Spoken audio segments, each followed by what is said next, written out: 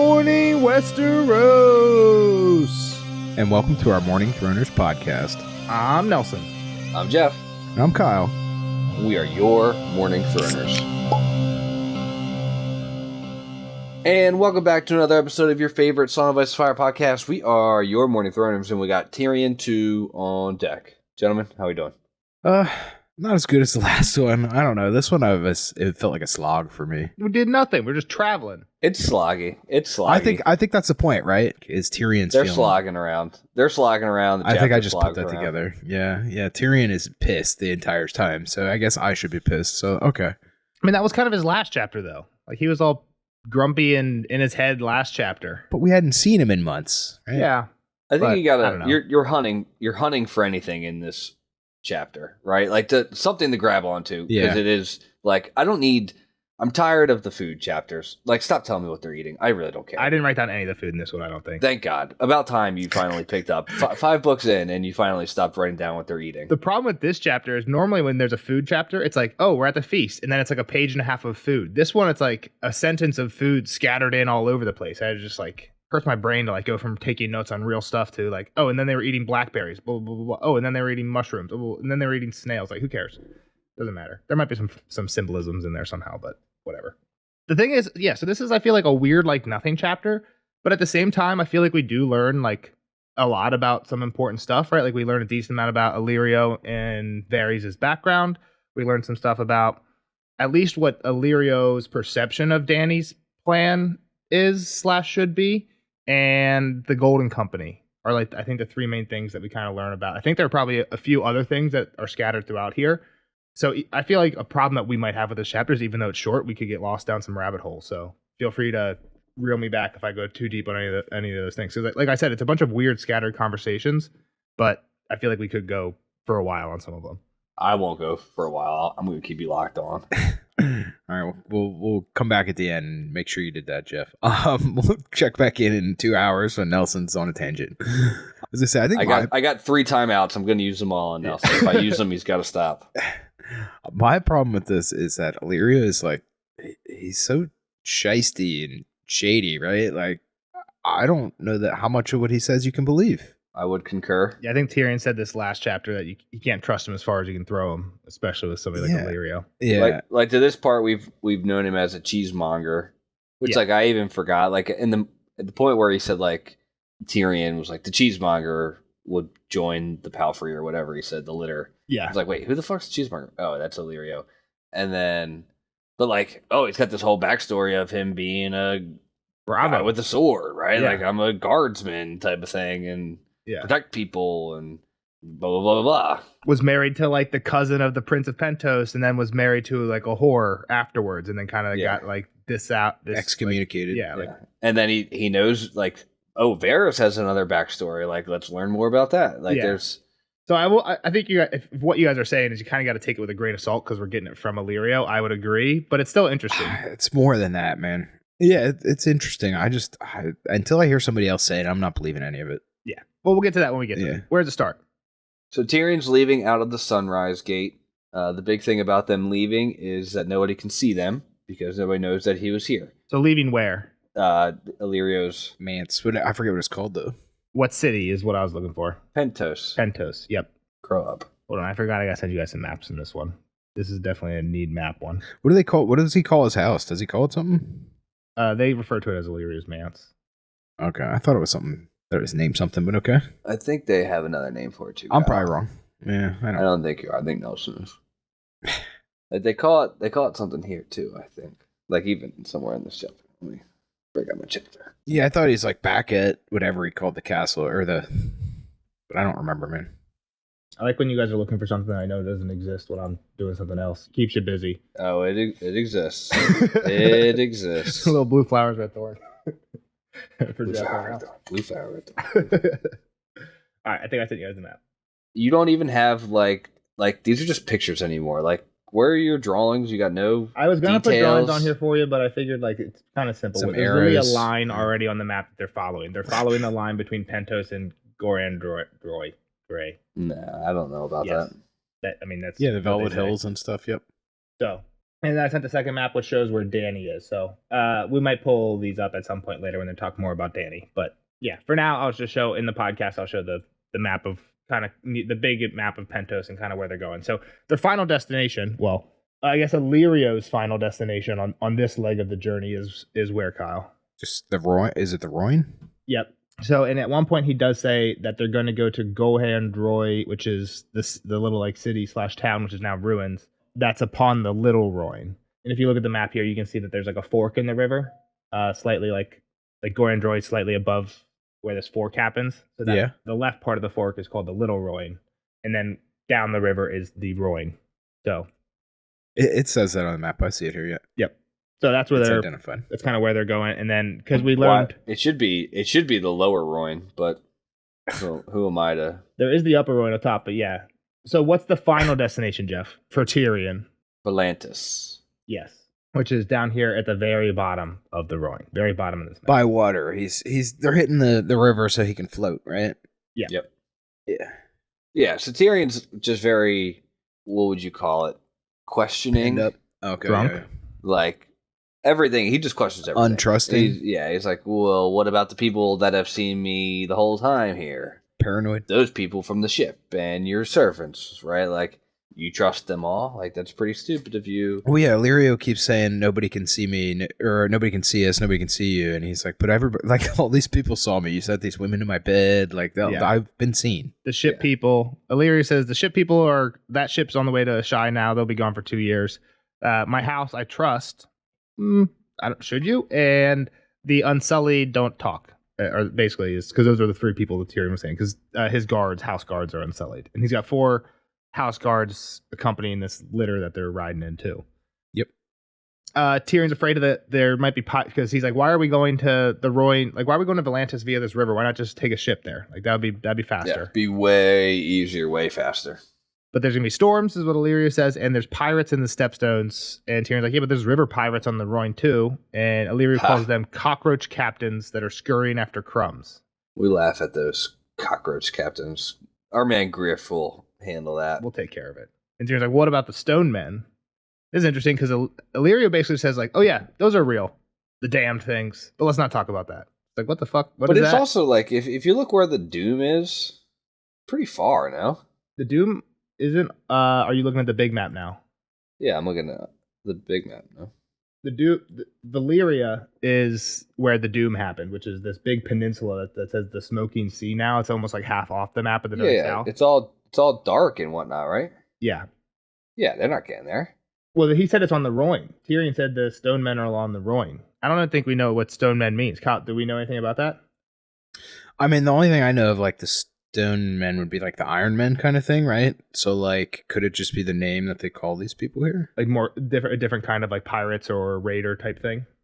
Yeah, or just like a group that lives here on these islands. But I mean, I guess it could also, in the lens of some of the stuff we've seen north of the wall and whatnot, it could be stone guys, that cavemen kind of, like basically walking around statues.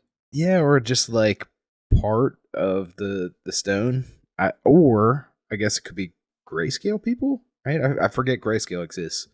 Grayscale exists. Yeah. Does that? Yeah. I don't know. I don't know if we know what happens when it gets bad. Do they just die? Well, it makes you hard, right? Yeah, but like we've only really seen Shireen, who kind of got stopped, right? Yeah, I don't know what happens. It's bad, whatever happens, but it's a good. He does say the poor damn things, right? But why speak of that? Yeah. So yeah, we don't get much. It's depressing. So maybe it is that. I don't know. Yeah. We'll find out when we encounter a stone man. If we see him. If we do. The ride was pretty comfortable, right? This litter was draped out. They basically are traveling in a hotel room. Yeah. It's crazy the amount of food. And like, what do they have? Like portable ovens? They're just like cooking this shit on the way? I didn't think about the hotness of it. I think that's probably easier with fire. I was thinking of like the coldness of it. Because at one point they're eating berries and cream. I'm like, well, that wouldn't be good if it was like ice block. Warm. I think they have the capabilities of keeping stuff cold. Okay, ice block. Well, where'd you get an ice block though? Yeah, I'm thinking about this. It's not like they got the freezer to pull the ice block out. I guess the cream was only on like day 2 or something like that. So maybe it's just like, I don't know, eat that early or something. But yeah, they have a big, like, besides the litter, which is being carried by like 8 horses or something, they have like a big train of mules with all their food. I mean, I don't think yogurt doesn't need to be cold, does it? Like, I wouldn't eat it after it was out on the counter for like more than a day. That's true. I think you're talking about but like if it got yogurts, if it got the room temperature, you wouldn't be like gross, would you? I don't like yogurt, but so I'm not speaking from. I don't enjoy yogurt. Cold, hot, warm. I'm a bad person to ask about this. I play a little loose with dairy products. I know, like I used to like fall asleep with a glass of milk next to my bed and wake up in the morning and just down that shit. And I know most people wouldn't do that. That's absolutely gross. And I love milk. That's gross. Yeah, you should be locked up for that. I don't know. I do. Before, well, okay, go ahead, Jeff. No, go ahead. I was gonna go back because we kind of skipped something here where Tyrion heard the thrum of a crossbow once again and wondered. Do you think that actually happened, or do you think that is a Tyrion replaying? I think it's a mental. Yeah, because I didn't really put it together until later when he puts Tywin kind of at the same point. But did he think? What was he thinking? I didn't actually know what you mean. You mean he thinks he actually hears somebody shooting that like nearby? He says, "Well, this is after the stone man." He's like, "Why dwell upon disease and death?" So I guess that would point towards the stone men being the stone men being disease. Yeah, disease. Yeah. But then he says, "Why indeed?" Tyrion heard the thrum of a crossbow once again and wondered. The litter swayed side to side. So that's like it's like in passing. Maybe they shot something down. I didn't really think about it. The way I take that is, he said, "Why dwell on disease and death?" And Tyrion, for the past chapter, has been dwelling on him killing Tywin. So well, that's kind of what I was getting at, yeah. I think this is triggering the death that Tyrion keeps thinking of in his mind. And he's like, why do I keep thinking of this? Yeah. And then he does again later on, I guess, is kind of... A lot, yeah. Not as much as last time, but... not a lot. No, yeah. Not as repetitive, but yeah. So Tyrion's pretty impatient on the ride and starts talking about Dany's dragons, right? That's kind of like his first joke. Is that like, oh, the dragons her dragons will be full grown by the time we get there. They won't even need me. Yeah, they'll be bigger than Aegon the Conqueror's by the time we get there. And Illyria's like, I wish a big dragon's more fearsome than a small one. As much as I'd like to welcome Dany to Volantis with you, I'm gonna have to leave that up to you and Griff. Right? We kind of mentioned some of this earlier. He says that Illyria's saying I can do more work for her in Pentos than I can, like getting ready for her return, than I can like a fat man trying to go on this long journey. Which does bring a lot of questions aboard, and Tyrion starts to kind of really pound this one home. Like, why are you actually doing this? Like, this doesn't make a whole lot of sense for you. Yeah, what's your role in this? A free city guy to be supporting the slave breaker and someone in a different country. Like, why do you really care? Like, you're pretty well set. What do you have to gain from this? Like, well, I know what kind of man you are, Illyria. What do you have to gain? And what he says is, I'm an old man, grown weary of this world and its treacheries. Is it so strange that I should wish to do some good before my days are done and help a sweet young girl regain her birthright? And then Tyrion thinks, next you'll be offering me a suit of magic armor and a palace in Valyria. So Tyrion's like, bullshit is basically what he's saying to this. But Kyle? He's bullshit to a lot. I mean, yeah, sorry. I mean, I already said what I think about Illyria. You don't think there's any chance that he's just doing this because... The kindness of his heart? No. Yeah, okay. Because that's basically what he's saying here. Yeah, okay. I mean, unless he's changed drastically from book one. I mean, he seemed like he was only in anything. To me, he seemed like he was in it for monetary or power gain, right? Like, this dude is rich beyond belief. He does change this answer in like a couple paragraphs too, which... Yeah, I think just something to keep in mind before we get into this. I think we had this discussion like in the first Dany chapter ever. It was like, we had already known that Robert was basically looking for Targaryens, and now here's this rich guy who has them.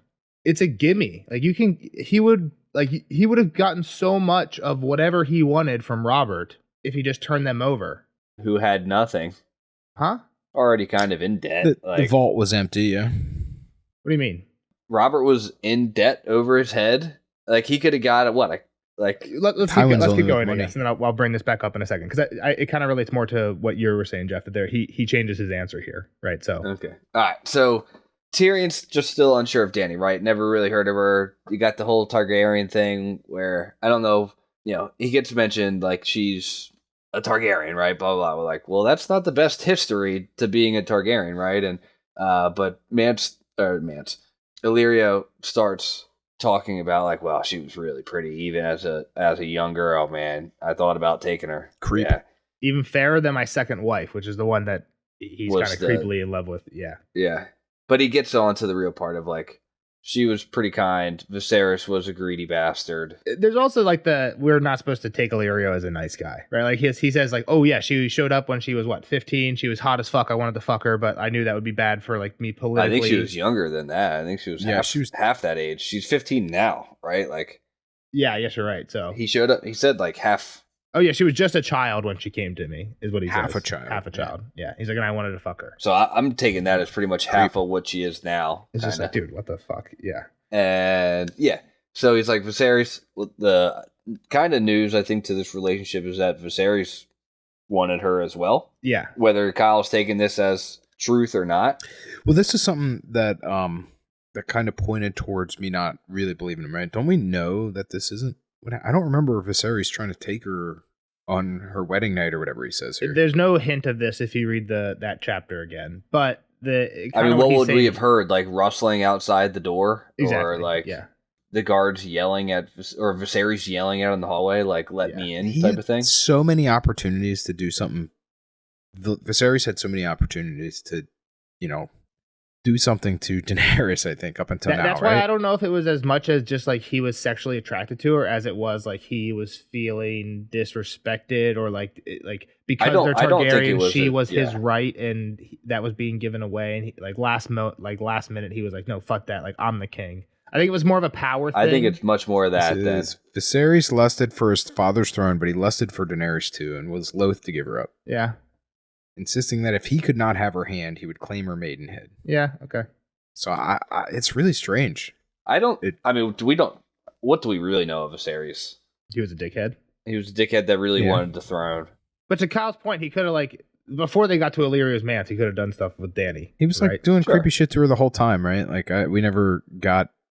He was pinching her nips and stuff, right? He was grabbing her nipples and stuff like that. Yeah.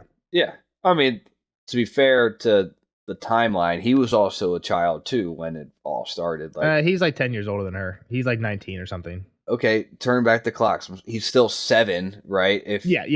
When they escaped, it's not like in his mind at 7 he's like, "Whoa, that's my wife." Yeah. That's mine. That's my maidenhead. Yeah. Like it takes people and influences to be like, "Oh, you should marry your sister," because that's what Targaryens always do. Like the quote Kyle read is kind of anti what I always thought, but I always kind of thought it was more of a power thing than an actual sexual attraction. But Illyrio straight up says it's lust. So. I think it's fairly both. I think his lust comes from power too, right? From being, I'm the king. This is what you do because of me. I think he lusts for that as much as he would a pretty face. Yeah. Let me just say that the whole point of this marriage was to get him an army so that he could become king. So why would he give that up? Well, I don't think he was going to. I think he just was like, I'm going to leave. I'm going to put my mark on it first. He's pretty much saying, I'm going to destroy the entire deal. I think in his mind, he can have his cake and eat it too. Khal Drogo just won't find out. He won't know. Is I think maybe what this area. Would it also be do the Dothraki really seem like people that would be like, oh no, she's not a virgin. I'm not marrying her anymore. The next line is Viserys might have undone years of planning. So Illyrio is coming from Illyrio, which we said I don't know. I think any of this could be just kind of stretching the truth, I guess. But the Dothraki are just banging each other all over the place at every event. That I don't think it's that. I don't know if it would. Then why would he care about doing it ahead of time? I don't know. I think all these things just point to this being a lie. I think Jeff's point's really valid though. The Dothraki don't seem like a culture that would value virginity as much as Westeros does. That seems more like a purity thing that they're fucking out in the open. They don't. I think if she's pregnant, that would be a problem. Be a different story. Yeah. That would be a different story. Wasn't part of the ritual them banging in front of everybody, and him taking her maidenhead in front of everybody? No, she at one point when she basically took charge in the relationship, she took him outside and they did it outside. Okay. I don't think they ever did it outside without her wanting to.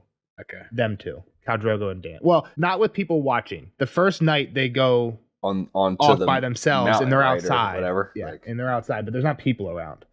I think when she finally takes charge of the relationship, she takes him outside, and they do it under the stars, which is the thing for the Dothrakis, right? So I don't think it's a purity thing. Like, I don't think it's as important here as it has been. I told you we were going deep down these rabbit holes. You're supposed to be the one calling timeouts here, Jeff. Now, I don't think we're bad. We can move on. All right.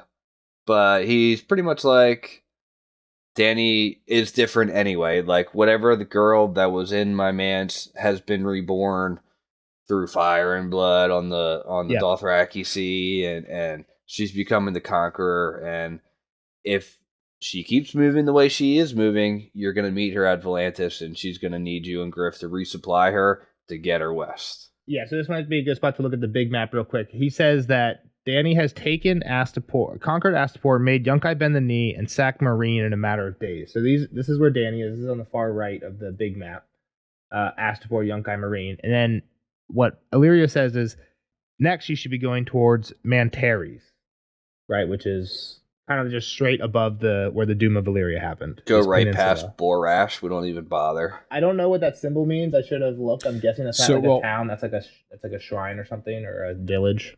Maybe it's a vacant town. Looking at Goyen Dro shows it as that you said that was ruins, so that looks a ruined town to me. And the other black towns or brown, what I can't tell, brown towns. I think you're right. They're probably inhabited. That makes sense because everything in the middle of the Dothraki Sea is ruins, so that makes sense too. In the Sorrows, I know is ruins, and that's that symbol. So yeah, I think you're right. I think that's a ruin symbol. So that's why they're going to Mantares. Easy context clues, Nelson. So that's where he thinks she's going. We know. So I think this is an interesting thing. Illyrio definitely thinks Dany is not chilling in Meereen, but we know now, like, she is at least a little bit, right? Like, yeah, I had a hard time. That's kind of what her last 2 chapters have been about. As I said, I had a hard time placing when this took place because of that. Yeah. Like, had she been chilling there a while already when this conversation's happening? I don't know. You know what I'm saying? Like, there was nothing really to place the timeline on this. I think it's supposed to be vague because Illyrio even says at one time, our news of her is stale, to be fair. By now, she should be, like, on the way to Volantis, is what he says. But if I look at the timeline, there's she's not. She's in Meereen. Okay. So I assumed as much. That's the last we heard as well. So yep. And then they're talking about, like, how's Dany going to get from Meereen to Volantis? They could go via Mantares, or they could take a ship basically around the Doom of Valyria. He's like, Tyrion's like, how far is it from where she is to where she needs to go? And he says 550 leagues, which is 1,600 miles. Which is like that. It's like the distance across the U.S. pretty much, right? A little bit less, but I think it's 2,000 pretty much is across the U.S. I don't know the answer to that. It's a far distance. Yeah, they got to travel. Dany's got to go 1,600 miles. And like he mentions, I don't know when it is. He's like, yeah, like some are gonna die. Like the weak will die, but the strong will be ready to serve her. So. Yep. The ones who reach Volantis, they'll be stronger for it. Yep. Yeah. So Tyrion keeps trying to smell a rat, and he's like, wait, this girl's been doing like everything against what you say. Like you don't have slaves, quote unquote, Illyrio, but you pretty much do. Like you found your way around it. Like, why are you helping this? Again, why are you doing this? She's not like in line with your values. And not even just Illyrio. He's like, wait, we're meeting Dany in Volantis. Volantis has 5 slaves for every person, every non-slave. Like, they are very pro-slave, and Dany is very not slave. She's just gonna show up and be like, "Hey, Volantis, great city. I'm here. I'm just gonna pass on through and not care about these slaves. Like, keep it on. Like, Volantis has to know what's going on, and probably is very anti-Dany right now. I would think, right? Like, you would, yeah. I mean, they're ruining the slave trade. Exactly. Yeah. I mean, unless somehow by what Dany's doing, Volantis is now richer because like there's nowhere else to sell slaves. So like. But again, that doesn't... Demand's higher, or demand's... Exactly, yeah, they're the supplies, only... But supply's high, demand's low. It's backwards. Supply's lower. They're the only supplier now, basically. It's like in Forrest Gump, when Forrest Gump's the only shrimp... Well, hold on. They have a supply. They already have supply that they haven't been able to sell to Meereen, Astapor... That's true. If its demand is now also lower. So they just have stock already that's not moving. That's fair. It could go the other way. It also feels wrong talking about slaves as supply, but... I'm sure the economics. I'm just talking about economics. I was too. Yeah. Who's to say that he's not insinuating that she's going to destroy Volantis as well? He might be, but it definitely doesn't seem like there's a hint of that. But I don't think he explains. I mean, he talks about conquering all these other places, right? He's like, she in a span of short days, she conquered Astapor, Yunkai, and Meereen, and then now he's like heading there. She's heading there, and according to him, she's heading there, and like I don't think he knows. He's pretty quick to push past it. I don't think he knows what's in her mind right now, right? Like he mentions at some point, like the news is even stale. Like I don't really know what she's doing. Like is she still in Marine at this point? As she kept moving west, like news is stale. I don't know what she's doing, right? But well, and to your point, Kyle, I don't know if Illyrio necessarily pushes past it, but like Tyrion doesn't press on the thing that Jeff was talking about earlier. Tyrion's like, Illyrio, so the slaves, there's a problem with the Volantis liking slaves, but you also like slaves. You have a finger in that, maybe more than that.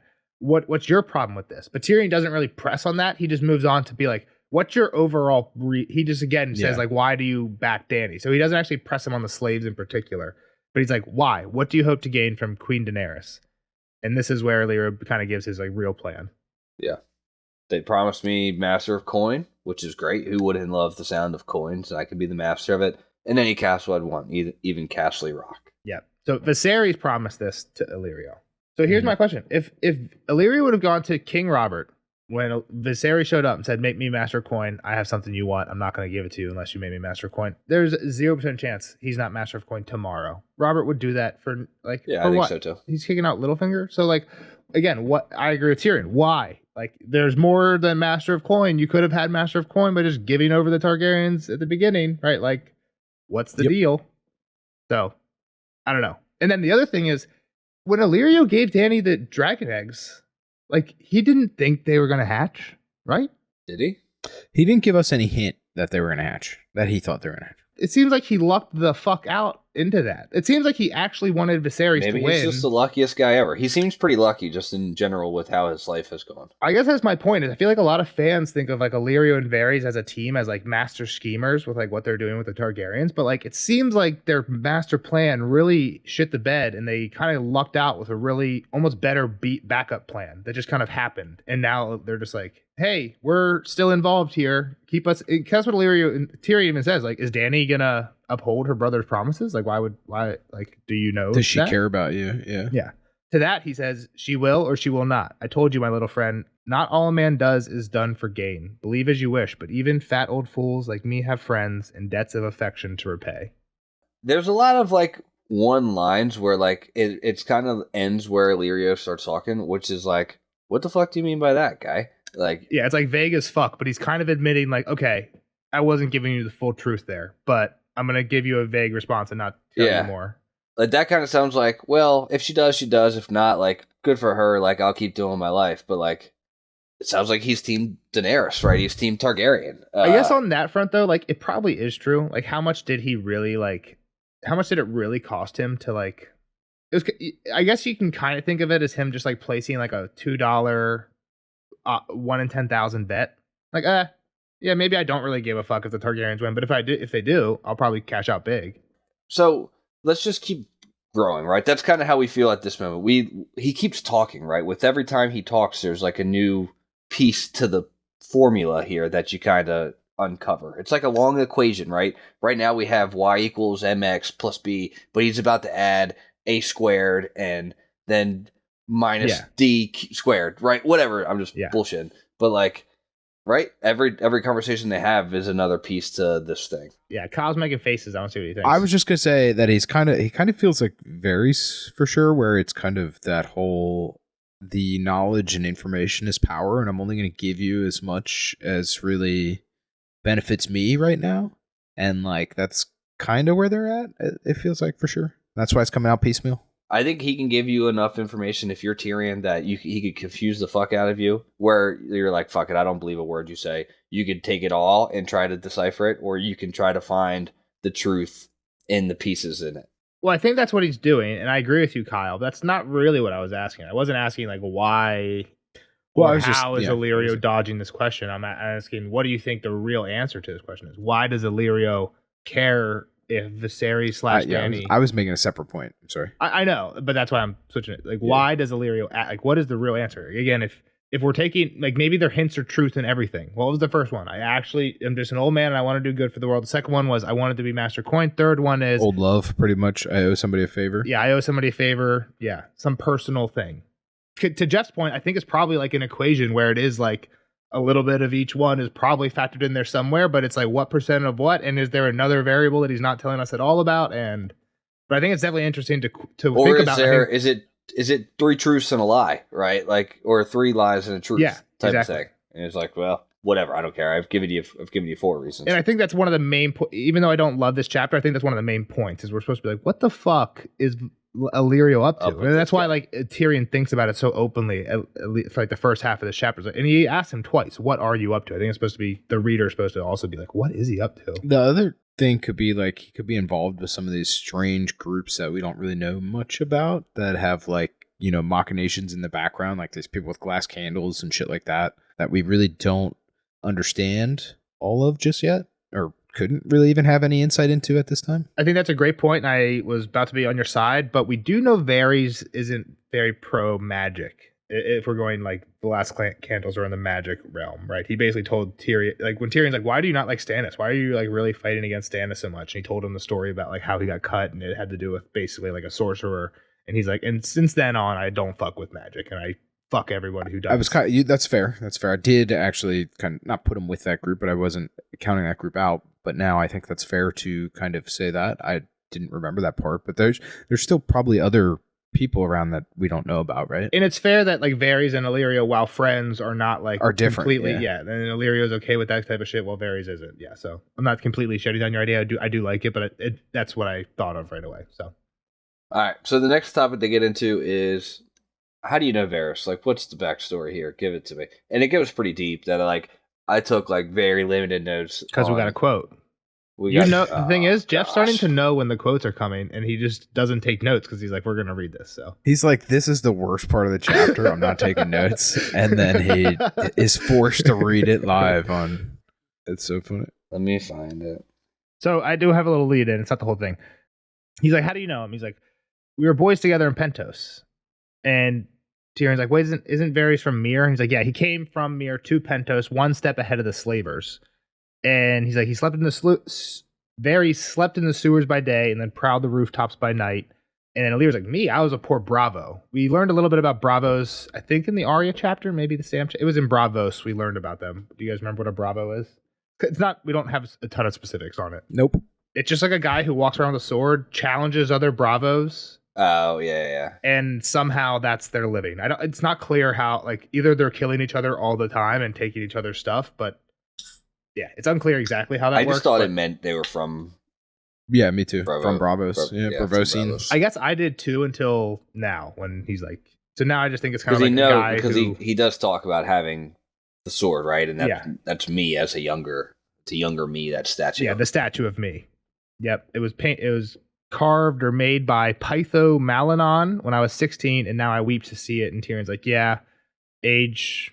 kills us all. I'm still mourning my nose. And he's like, tell me more about Varys. And this is where I have the quote starting. Go ahead, Illyrio. In Myr, he was a prince of thieves until a rival thief informed on him. In Pentos, his accent mocked him. And once he was known for a eunuch, he was despised and beaten. Why he chose me to protect him, I may never know. But we came to an arrangement. Varys spied on lesser thieves and took their takings.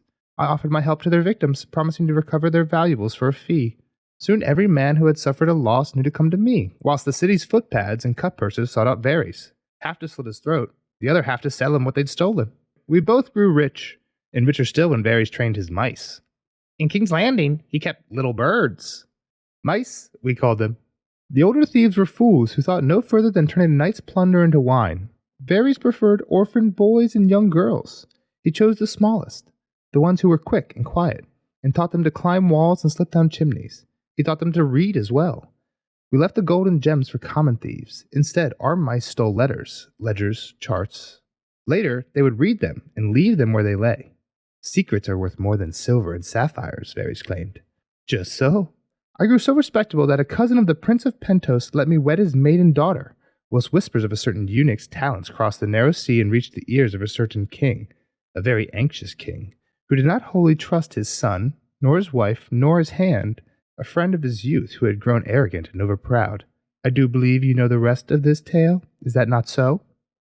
Kind of cool background, right? Like I especially like the letters part, like where Varys switches from stealing gems to stealing letters, then to training the mice to read the letters so that they don't even have to steal them. So the people you're stealing their secrets, they don't even know they're getting robbed. You know that. Can you explain how the original arrangement works? Like, how is there money to be made from... Varys steals something that then gets bought back for... Like, Varys was stealing from thieves. So I steal Jeff's iPhone.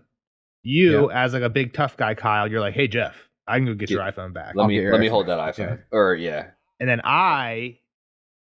we need another person in this thing. Glow, who is the Varys in this thing, steals from me, who I'm just a normal thief.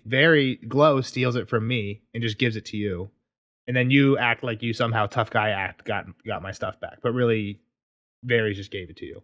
And then later on, when I learn how this is working, I'll steal Jeff's iPhone and I'll be like, hey, Varys, I'll just give it to you for $100.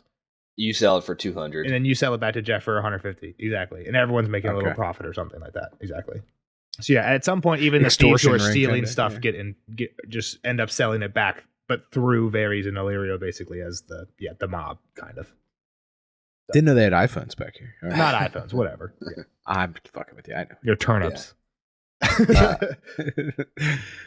Interesting how we got to like when they split, right? How this is the first wife, correct? Nels, who cousin of the Prince of Pentos. Daughter of the cousin of the Prince of Pentos. Yeah, so he gets to marry pretty high, and Varys gets recruited to be the Master of Whispers by Aerys. Yeah. Yeah, okay. I wanted Kyle to know. Well, yeah, I mean, he's an anxious king, yeah. Yeah, and he had a hand who grew. Because I mean, Robert's kind of anxious with the shit over here. It just kind of throws the timeline more into order. Like, yeah.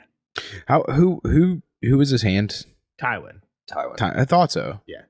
He did end up having a bunch of hands because he was going through them at one point. But yeah, Tywin was the one they're talking about here. The friend of his youth who was overproud and arrogant. Yeah, it's Tywin. Yeah. Okay, So Illyrio got drunk, fell asleep. Here's real quick, time out. A problem I have with this chapter. You only have 2 left. They just fall asleep randomly. Like it's dark in there, man.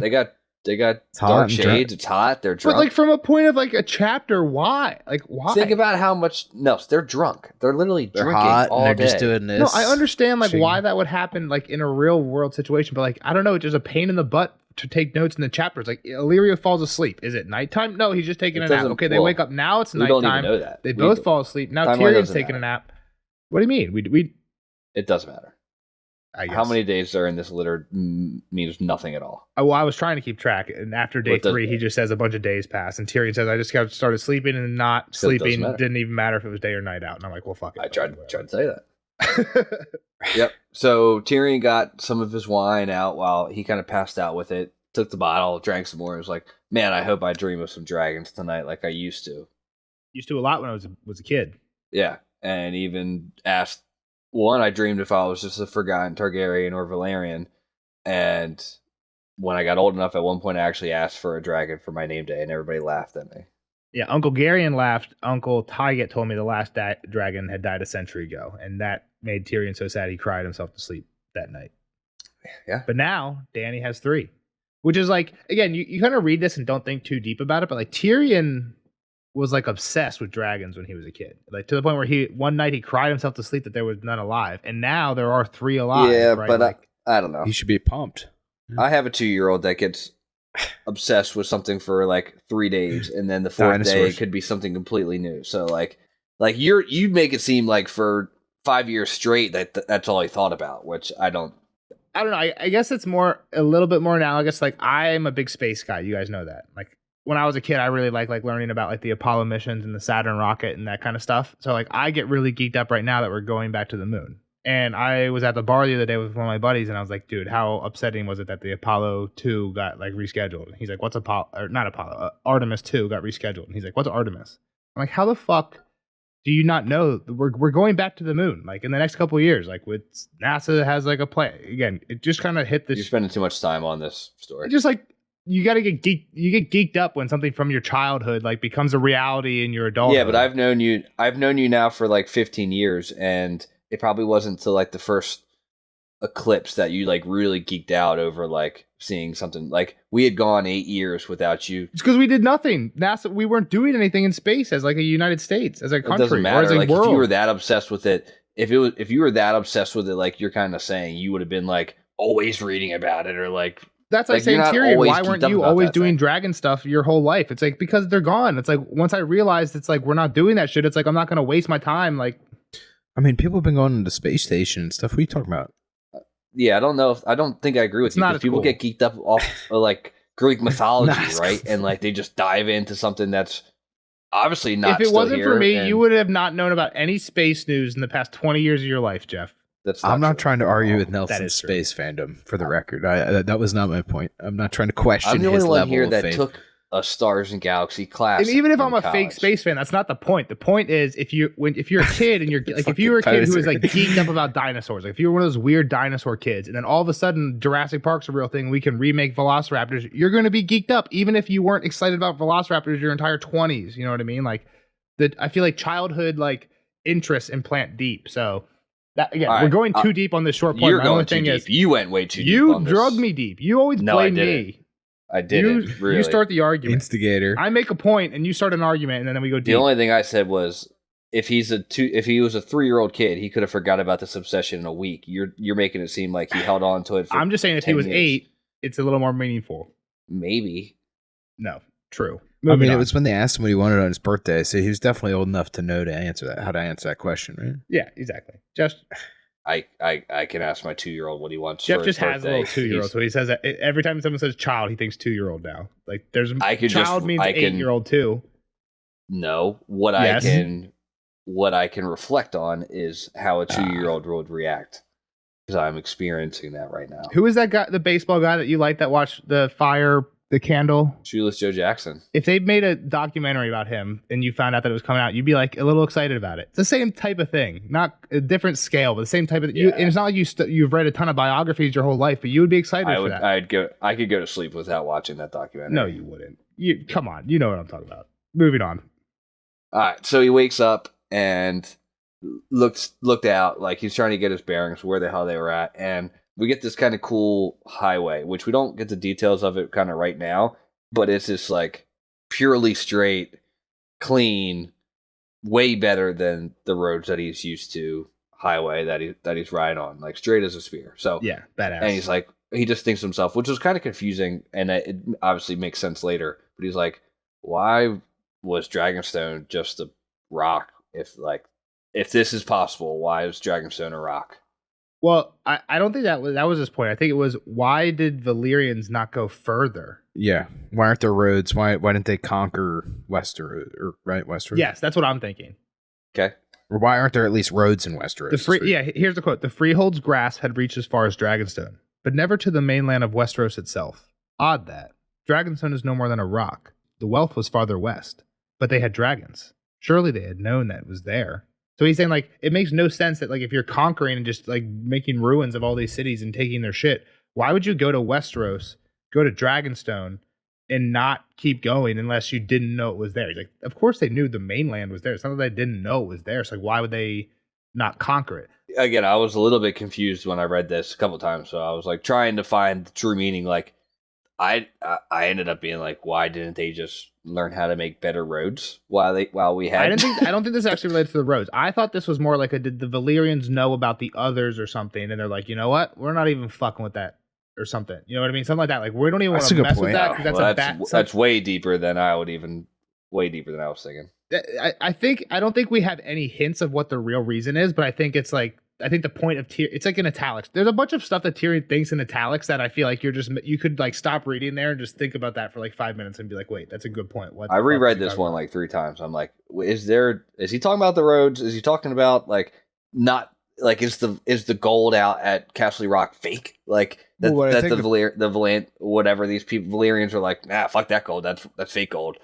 Type of thing, right? Like, or just whatever wealth Tyrion thinks that Westeros has, it's some type of wealth that for whatever reason Valyria doesn't care about. Like maybe gold isn't their money or something like that. But I don't know.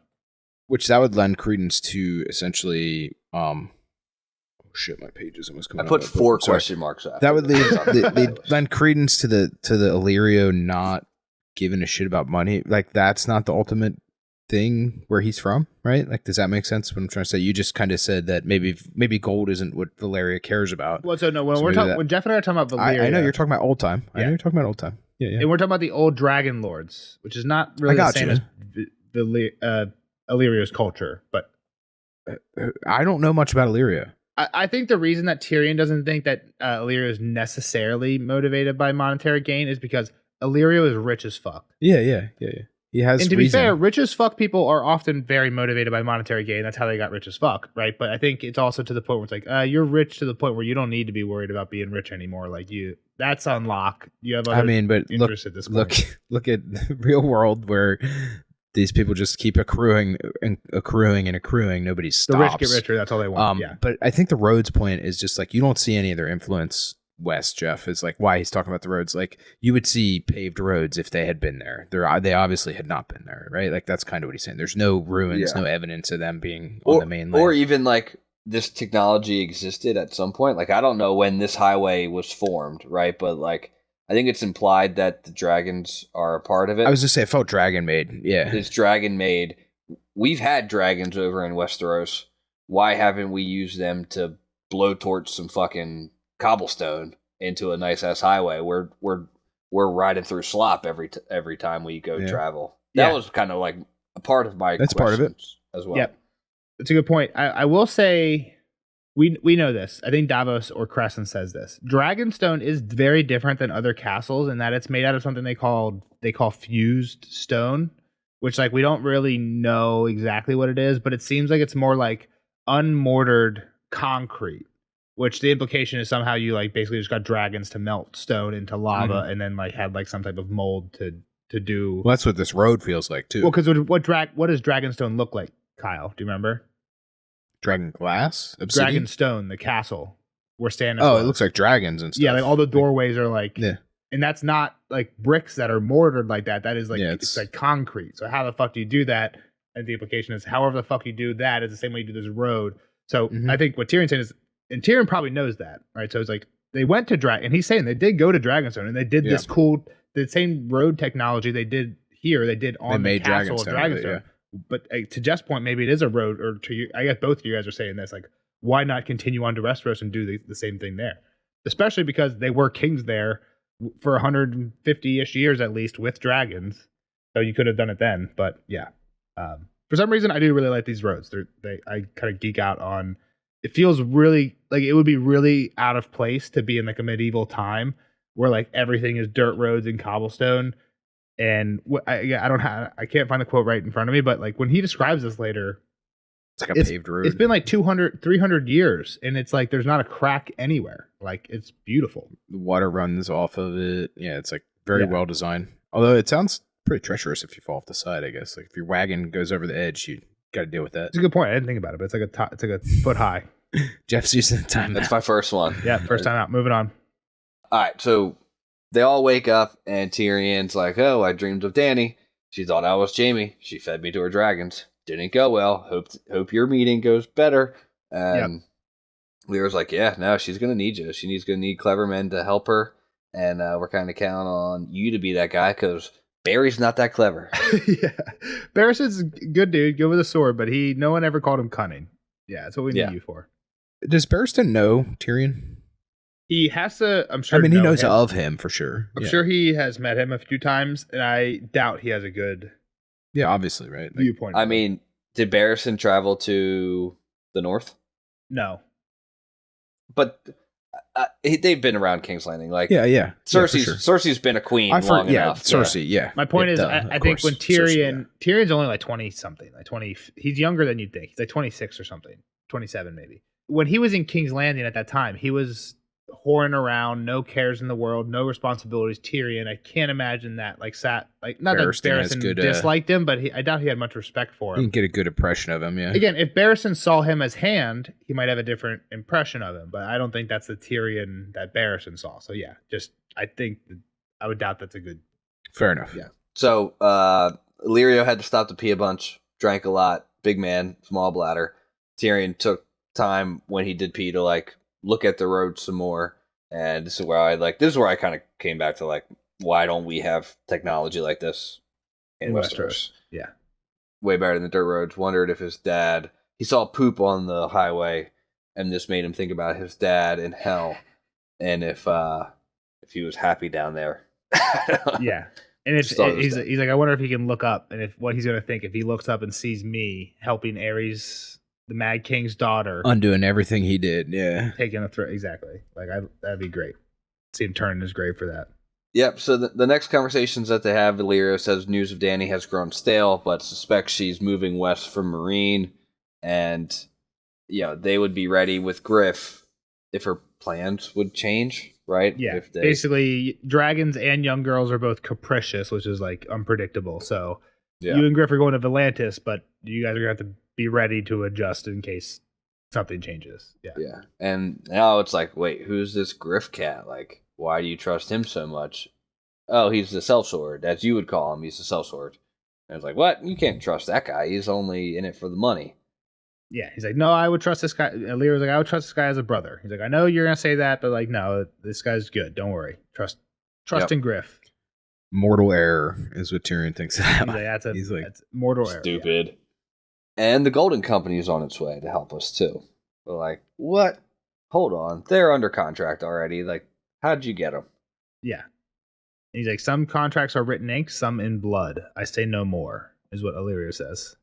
Like, we knew a lot of this, right? Like, the Golden Company was coming here to... I don't think we did. I think you were pretty hard set on the Golden Company was on Quentin's...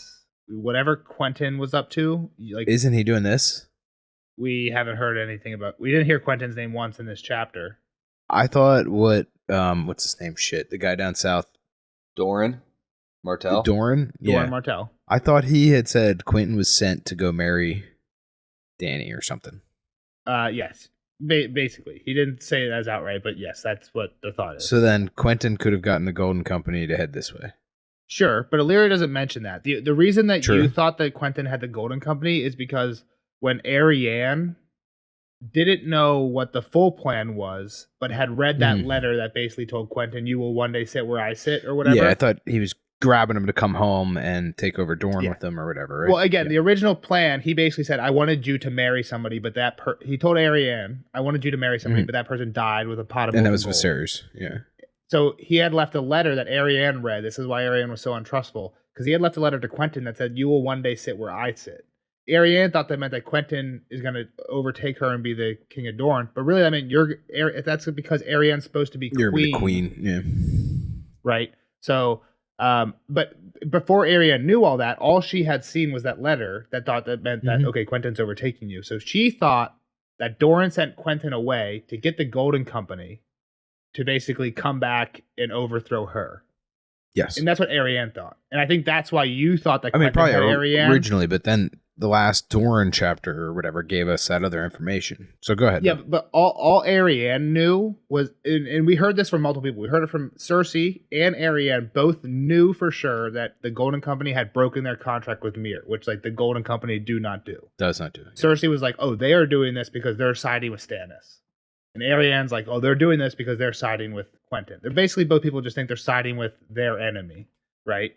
Now we're finding out, like, seemingly why they broke their contract. If Illyrio is right, basically Illyrio is behind somehow why they broke their contract. But to your point, might somehow align with Quentin. Like Quentin might be in Illyrio, like Illyrio and Quentin might be somehow working together. But there's no implication of that in this chapter. So you're right. He doesn't mention his name once. I will agree with that. And I always read it more as Arianne and Cersei are both kind of doing the same thing here, where they know something. The Golden Company, this powerful force, has broken contract, and they never do that, and they just jump to the conclusion that it's to hurt me. Right? Cersei does that with Stannis, and Arianne does that with Quentin, but Arianne then finds out that's not even really what Quentin's up to. So, like, yeah, you can stick with the thought that okay, the Golden Company's on his side, but now you're just like kind of using prior evidence with like a new theory that you know what I mean. So. Again, just kind of interesting. You mean like taking new evidence and readjusting my... I'm not trying to retcon. I don't know. Arianne thought that Quentin needed the Golden Company to overthrow her. If he's not trying to overthrow her, then why would she still think, or you... I'm not worried about Arianne. Yeah, or you still think that he needs the Golden Company. I think what you're saying is very valid. Okay. But it would imply that Quentin and Illyrio are on the same page. I just don't think there's evidence of that yet. I don't know if that's true. I mean, Quentin's still in his mission, still trying to overthrow Westeros, like more swords with an army, better, right? Like, Yeah, that's true. Like Doran's plan could have been, hey, Quentin, go get a big army, and then Danny will be more likely to marry you or join you or whatever. So I'm not saying that Kyle's wrong. I'm just saying, we don't know about that. It almost seems like if that was true, it would be counter to Illyrio's plan. I don't think it's possible that Illyrio and Doran are on the same plan, but that would be, it has not yet been said. But again, Illyrio, to Jeff's point earlier, is a Varys type guy where why tell Tyrion that if Tyrion doesn't need to know that yet, right? So yeah. So contract and blood, I said that earlier, make you raise your eye. But I really enjoy the history of the Golden Company here, which don't think Kyle would have. No, I'm trying to think of what we know. Oh yeah, I mean, we didn't really hear much about their history. No, about the whole bitter steel and whatnot forming them. No, I don't remember any of that. This section here is what makes reading Dunk and Egg really cool too. Especially like the most recent one we read, which there's a lot of like Blackfire stuff there. That's what we finally get the connection to the main story. Full circle. You want to read this quote, Kyle? When another of Aegon's great bastards, I'm sure it's either Illyrio or Tyrion, but you guys were making fun of my reading earlier, so we don't want to go through that again. So. The Golden Company was reputedly the finest of the free companies, founded a century ago by Bittersteel, a bastard son of Aegon the Unworthy. When another of Aegon's great bastards tried to seize the Iron Throne from his trueborn half-brother, Bittersteel joined the revolt. Daemon Blackfire had perished on the Redgrass Field, however, and his rebellion with him. Those followers of the Black Dragon who survived the battle yet refused to bend the knee fled across the Narrow Sea. Among them, Daemon's younger sons, Bittersteel, and hundreds of landless lords and knights who soon found themselves forced to sell their swords to eat. Some joined the Ragged Standard, some the Second Sons or Maiden's Men. Bittersteel saw the strength of House Blackfire scattering to the four winds, so he formed the Golden Company to bind the exiles together. From that day to this, the men of the Golden Company had lived and died in the disputed lands, fighting for Myr, or Lys, or Tyrosh in their pointless little wars, and dreaming of the land their fathers had lost. They were exiles, and sons of exiles, dispossessed and unforgiven, yet formidable fighters still. Yep. So, I feel like we knew, I don't know, maybe we did, we knew that Bittersteel went to Essos, right? Because so we just read the Mystery Knight. If you haven't read the Mystery Knight, there's going to be some Mystery Knight spoilers in here. The Mystery Knight focuses on him leaving what is in history is referred to as the Second Blackfire Rebellion, even though we know from reading the book it wasn't much of a rebellion, right? They were planning a rebellion, got shut out very quickly.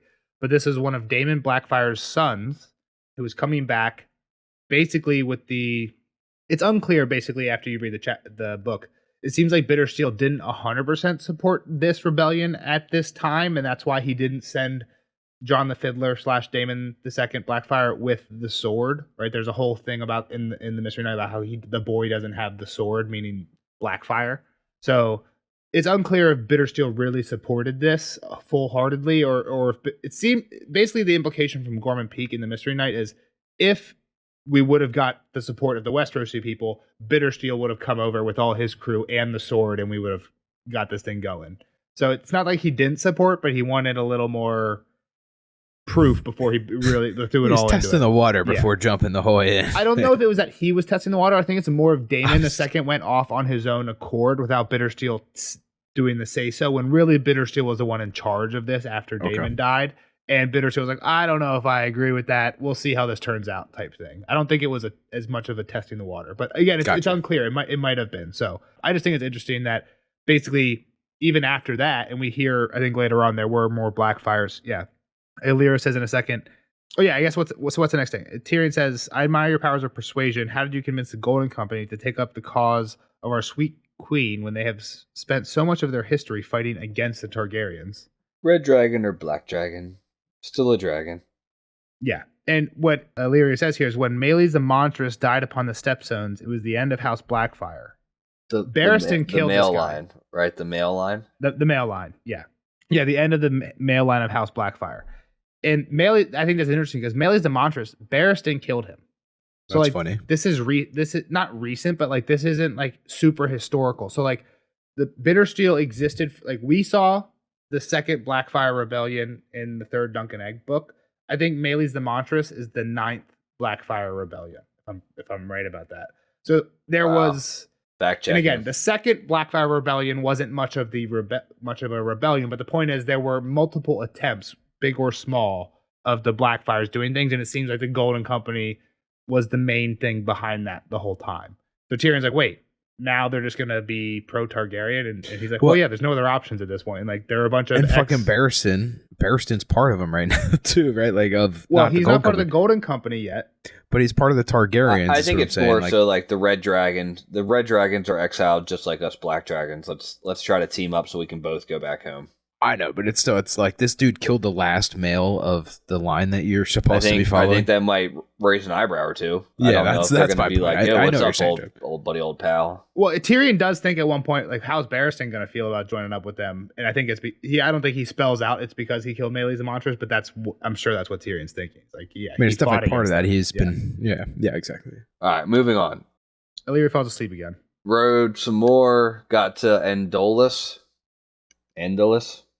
Whatever, the land of the Andals. Oh, he does say, during the War of the Nine-Penny Kings, Selmy had cut a bloody path through their ranks to slay the last of the Blackfire pretenders. It's not clear that it's Meleys and Montrose, but it was Meleys and Montrose. Okay. Yeah, so they rode some more, and now we get a little religious, right? Because we're at the Andals who bring the seven-pointed star religion across the Narrow Sea to Westeros, right, Nels? It's kind of the point. I think I was wrong. Not 9 Blackfire rebellions. It was the War of the Nine-Penny Kings is what I was thinking. I think there was only 5 Blackfire rebellions. Just fact checking myself real quick. Sorry, what did you say, Jeff? So we end up in Andolus. We ride to Andolus, and this is where we get a little bit religious history of somebody bringing over the 7-pointed star to Westeros. I didn't take the guy's name. I don't think it was actually a 7-pointed star, but yeah, they're in Andalus, and this was where there was some King Hugor of the Hill, who the father took 7 stars from the sky and put into his crown. Making a crown with 7 stars, not a 7-pointed star. Good talk. But it's literally their religion that they follow. You're right that they have a 7-pointed star, and that might be why, but what do you mean? Don't look at me like that. You know what's funny to me is I thought this was like he was explaining how these towns. You really think the Hugor 7-star crown is different than the 7-pointed star? That is the religion that they literally go on about. It's not like a star has 1 point and you need 7 stars to make a 7-pointed star. Each star would have 7 points, and it would be a crown with 7-pointed stars around it. Is what I would say. I don't think so. Neither of us know. So why wouldn't they just pray to 7 separate stars, but they have this one 7-pointed star? What's Pleiades? Come on, Nelson, you're a space guy. Where's the quote? I don't know. Let me find the quote. What's Pleiades, Nelson? I don't know. The poet. That's a constellation, no? Yeah, what is it? I don't know. I'm trying to help you here. I don't know. It's a Subaru logo, and it's 7 stars, and they're not a star. Yeah, they're not in the shape of a star. Subaru logo. Come on, spaceman. Subarus are stupid. More reliable than Jeeps. I don't actually have the quote. I'm just saying it's not clear whether they lined them across his forehead or if one star didn't go right into the next until it created the 7-pointed star. You're right. He says, the father reached his hand into the heavens and pulled down 7 stars, Tyrion recited from memory, and one by one he set them on the brow of Hugor of the Hill to make a glowing crown. So like on the brow seems like all in front. You're right, to your point. Yeah, so you put one there, and then you put the second one, and it evolves, and then it just keeps evolving until it's a 7-pointed star. I think you're wrong, but we're moving on. I think you're absolutely wrong. Why would they have the 7-pointed star symbol if it's not the symbol of King Hugor? Because there's 7 gods. Coincidence. You guys are crazy. That's I wanted to rile you up for once. That was it's absolutely crazy that this is where Nelson's mind would go. So Tyrion's quoting from the 7-pointed star, a book, and Lyra's like, "I didn't know you were so pious." Like, okay, what? And what was the book again? The 7-pointed. What's he pointing? What's he quoting? The 7-pointed star, the book. It's like their Bible. Where does that come from? I'm just trying to move on. No, you're not. Lyra's like, "I didn't know you're so pious," and Tyrion's like, "I'm pious because before I knew I couldn't be a knight. I was a dwarf, so I tried to be the High Septon. I studied and I prayed, and then I fell in love, and I realized that's not gonna work."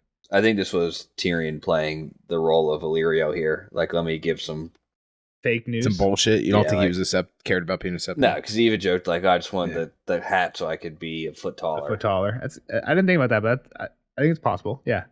I don't think there's much into him actually, or to Nelson's point, one day he was obsessed with dragons, the next he was obsessed with religion. I took this as honest Tyrion lore, but I think you're making a valid point. Now I'm questioning it. But Illyrio basically says, "Oh, I know the way of falling off the track to love," and he says he pulled out a locket and shows a likeness of this girl that he has a picture of in his locket.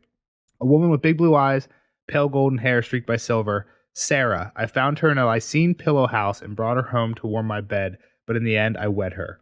This is funny. This is the Tyrion story, right? Basically fell in love with a whore, married her, pissed off the political allies I had because of it. For Tyrion, that was just his dad, but right. And then he says that basically the Prince of Pentos forbid me. The palace was closed to me thereafter, but I didn't care. The price was small for Sarah, who was this basically whore he found in Lys. So kind of interesting. It makes you wonder because you have to think Varys gave Illyrio inside info, a little briefing on Tyrion. So is this just like a hey, connect with him? I mean, he does have the locket, but again, you can just get any locket. You get hey, give me the stock photo. It could be his first wife. We don't know what his first wife looked like. That's true, because he already admitted he had the first wife. Yep. Yeah. So yeah, but Tyrion does think he is speaking he can tell in his voice that this is real. There's some real affection here. He's like, what happened? And you can tell she died, not left him, because he seems broken up about this. And he goes on to explain that there was a ship called the Treasure from Bravos that showed up with a bunch of stuff to sell, but one of the things they had on board was the Grey Death, and it came ashore with the rats, killed everybody, including my Sarah. But I kept her hands. I kept her hands in my bedchamber. Her hands that were so soft. What the fuck? What does that mean? The bones of them? Yeah, he's a weirdo. Weird. Too bad Tyrion didn't find some hands while he was there, and he would have corroborated the story, right? If he went into Illyrio's room, yo man, what's up? And then he's like, whoa, you got some fucking weird ass hands. I don't even know what finding hands mean. What is that? Bones? I don't even know what. He just found her hands in a pickle jar. We've seen a great hand. In a pickle jar. Okay, maybe, yeah. Or maybe they're just mummified, right? I thought this was just a cool poetic line after Illyrio basically says that as Tyrion glances out to these beautiful fields where the gods had once walked. What sort of gods make rats and plagues and dwarfs? So it's again, this is a big theological question, just even for most religions. Why do good gods make bad things happen? And Tyrion's just, again, he's down in the dumps, so that's a thought that's crossing his mind. Yeah. Let's keep rolling. Yep. Now it's why is this land so deserted? What happened here? And it gets a little bit of Dothraki history. Not anything. They take towns, they destroy them, and they move on. Right? Basically, is what they do. They don't like towns. Yeah. So there are no towns. It gets them to this point of Illyrio buys his enemies off rather than fights them. Yeah, Tyrion's why not just fight them one time, and then they probably just won't cross the Rhoyne again. Yeah. And first off, I just think Tyrion might not understand the Dothraki. I feel if Khal Drogo had heard that one Khalasar got beat trying to cross the Rhoyne, he's turning head immediately to try and be we can better. Be that. I can be that guy. Exactly. So I'm him. You are not him. Exactly. Yeah. You ball 280. I can do what he failed at. Yeah. I'm not a Dothraki culture expert either, but that's what I would think the Dothraki would have that mindset if they heard that one of their kind got beat. Not oh, let's never do that again. They're I'm fucking better. I can be. Yeah. I'll succeed where Calpono failed. That type of shit. But whatever. But I don't know. You didn't watch Vikings at all, right? On Netflix. The first 2 episodes. I watched the first season, and the first season's all about should we go west of the sea? We don't know what's out there. Should we go? And the old people are fuck no. Let's just keep pillaging where we've always pillaged. And then this one dude's nah, fuck it, we're going west. So and then once they do go west, I think everybody's well, fuck it, let's all go west now. Once they know that it's actually out there. So yeah. I kind of compare it to that, but. But yeah, but Tywin's fuck that. I'm fighting with iron. I'm not giving him gold. And I do think it's funny that Tyrion kind of pulls still from his dad. Yeah. When he needs to, his experience. And he always talks shit on his dad. He always thinks he talks shit on it, but he also kind of holds it kind of valuable, I would say. Yep. Is that the same father that you killed that said all these things? That's even what Illyrio says to him here, right? Yep. And a little trivia for you guys, when Illyrio basically says that wouldn't work anyway, all we have is sellswords. Sellswords would never stand against Dothraki. That was proven at Qohor. What's the story at Qohor? We've heard this. The story is called the 3,000 Unsullied of Qohor. Not ringing any bells. There was a Dothraki Khalasar with 50,000 people come to Qohor, and they had 2 big sellsword groups, like 10,000, 20,000 armed men in each sellsword company that they had hired to come protect them from the Dothraki. And almost as an afterthought, they sent for 3,000 Unsullied to help with the sellswords. By the time the Unsullied got there, the sellswords had all abandoned. Qohor had pretty much been burned. Not quite burned. They had basically destroyed all the camps on the outside, and the Dothraki were partying at nighttime to get ready to go sack it on the next day because the sellswords had just abandoned. And then the Unsullied show up and save the day. It's basically then at that point it becomes the 300. And that's the legend of the Unsullied. It becomes the 300 of Sparta is basically the legend at that point. But the story starts off with Qohor did have a bunch of sellswords, but they all just fucked off as soon as the going got tough, right? So that's why he basically says, yeah, we can't do that at Pentos. If we tried, it would happen the same as it happened at Qohor. They'd leave us. Yeah. There's a quick little line here where we talk about Griff. Like he's like, yeah, you're trusting this other sellsword Griff. Like, what's the deal? You're saying we can't trust sellswords in the Dothraki, but we are putting everything in Griff. Griff's different. Yeah. Well, this Griff has a young Griff that he needs to be noble for. So okay, yeah, he's gonna be good just because his kid's there. Like, okay, that's gonna fix everything. Yeah. So Tyrion dreams again. This time he's fighting in Westeros with Barristan and Bittersteel. He has 2 heads, which is kind of cool. And he's killing his dad, he's killing his brother. One head's having the time of his life, and then he notices the other one's crying. Yeah, definitely symbolic, right? He's like killing his family. He kind of half loves, half hates his family at this moment. I also think it's interesting. Meleys the Monstrous was called Meleys the Monstrous because like he had 2 heads. Was like a conjoined. Yeah, he was like a conjoined fetus. Oh, really? So he had like not like a working head, I don't think, but like a baby head like coming out of his neck that like never grew. Wow. That's why he's called Meleys the Monstrous. So I think it's interesting because he says he's fighting with Barristan and Bittersteel. Yeah. And he has 2 heads. And during the battle where Barristan killed Meleys the Monstrous, there was definitely Barristan, Bittersteel, and a guy with 2 heads fighting, right? So which headshot do you think was the kill shot? And to be fair, I'm not sure. Bittersteel might have been dead by that time. I'm not sure. I'm guessing the big head. So they rode the flatland, then they got to the Velvet Hills, which Tyrion jokes like not very hilly. Jeff, they said flatland a bunch in this chapter. That make you think of anything? The geometry book. Did you think of that when you were reading this? No, but great book. The moment you asked the question, I knew where you were going. Anybody out there that's read Flatland, they'll know. Great book. Jeff and I read in geometry class. You read a book for geometry? We don't have time to talk about it now, but it's a good one. I had to read it in high school too. Did you? Really? We read parts of it in high school. Yeah. Dang, that's a good education system. I mean, didn't fucking understand it. Like we just kind of glossed over it. That's a you problem. It's a great book. Moving on. Days pass. Yeah. Just some other things like there's stones set up that they say giants made, and then that there's a lake now that robbers have. There's just some like fables, right? We come upon a harpy. A sphinx. Oh, it's not a harpy? A sphinx. Sphinx, which was a dragon queen. Woman and we're missing the other half. Like, okay, good omen. But where's the king? Bad omen. The Dothraki wheeled that guy away. Yeah, and this also makes me think of at the Citadel, right? There's 2 sphinxes. I think one has a man's face and one has a woman's face. And I think we talked about that because women aren't actually allowed in the Citadel. So it's like weird that they kind of have this men and women sphinx thing, but then women aren't allowed in. Here, I think there's definitely like this whole dragon queen, right? They even say, Tyrion says like, oh, that's a good omen, dragon queen. And then, oh, that's a bad omen though, that the king is missing. The king's gone, yeah. But didn't we hear in the last Dany chapter, she's basically like, hey, you know what we might need to fix Marine here is a Myrni's husband. Yeah. Yeah, she was like talking to some people, yeah. It wasn't like next on her list, but that thought had crossed her mind at least in the Yeah, she was like looking at potential husbands. Right?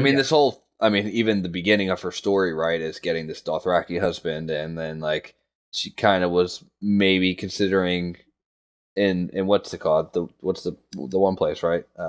Baze Dothrak?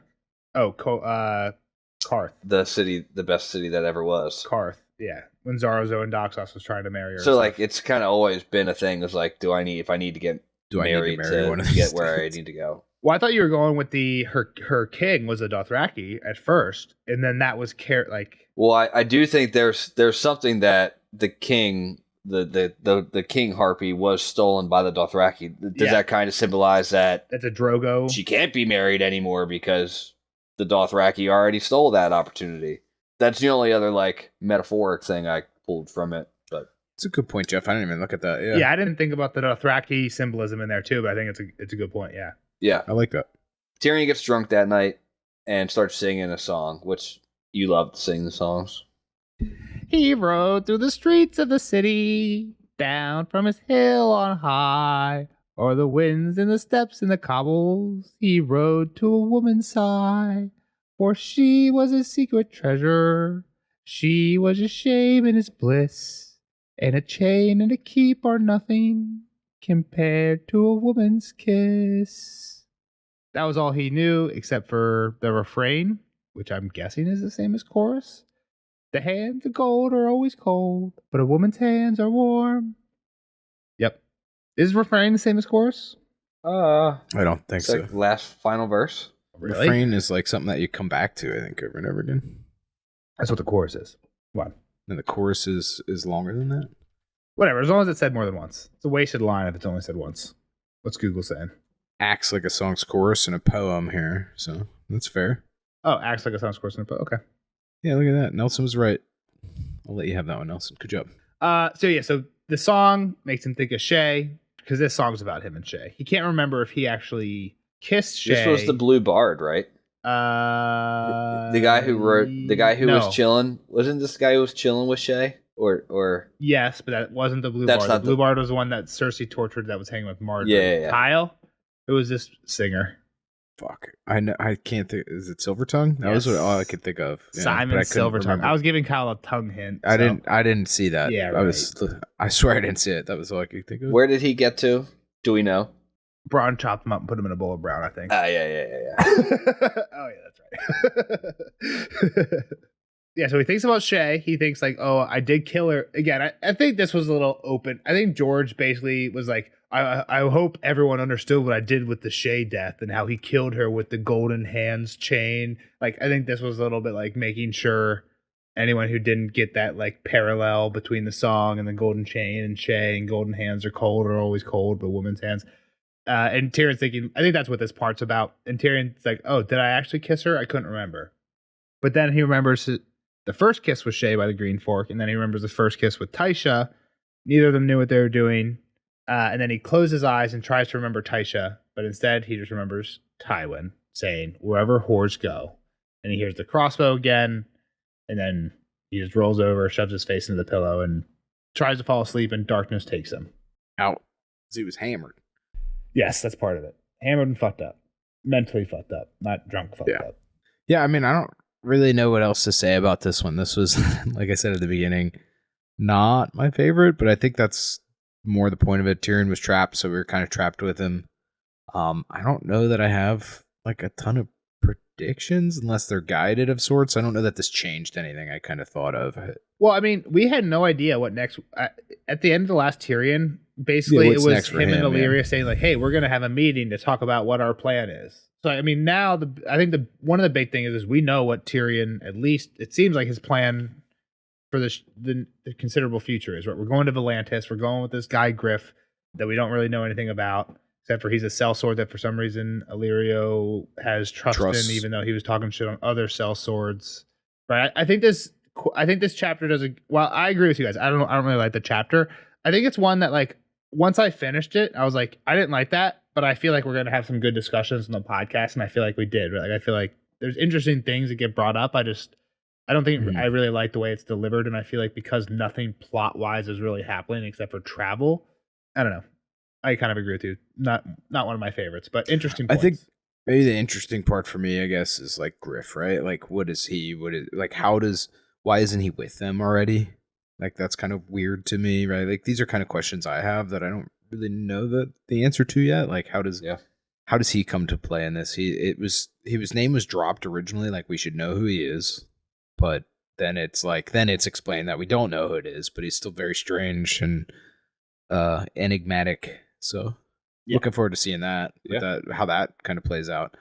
Tyrion's definitely always interesting. So yeah, Cool. And Illyrio, again, it seems like we might not be getting Illyrio for much longer. We've only ever seen him in a couple chapters, but yeah, not a great guy. But it seems he seems interesting in that he's like up to something, but it's very unclear what and how, which is stuff that fans like to theorize about and stuff that Jeff and I will talk about in the spoiler section. Bye, Kyle, do you have anything else to say? If not, we'll let you go. We'll see you in the next one for the Merchant's Man.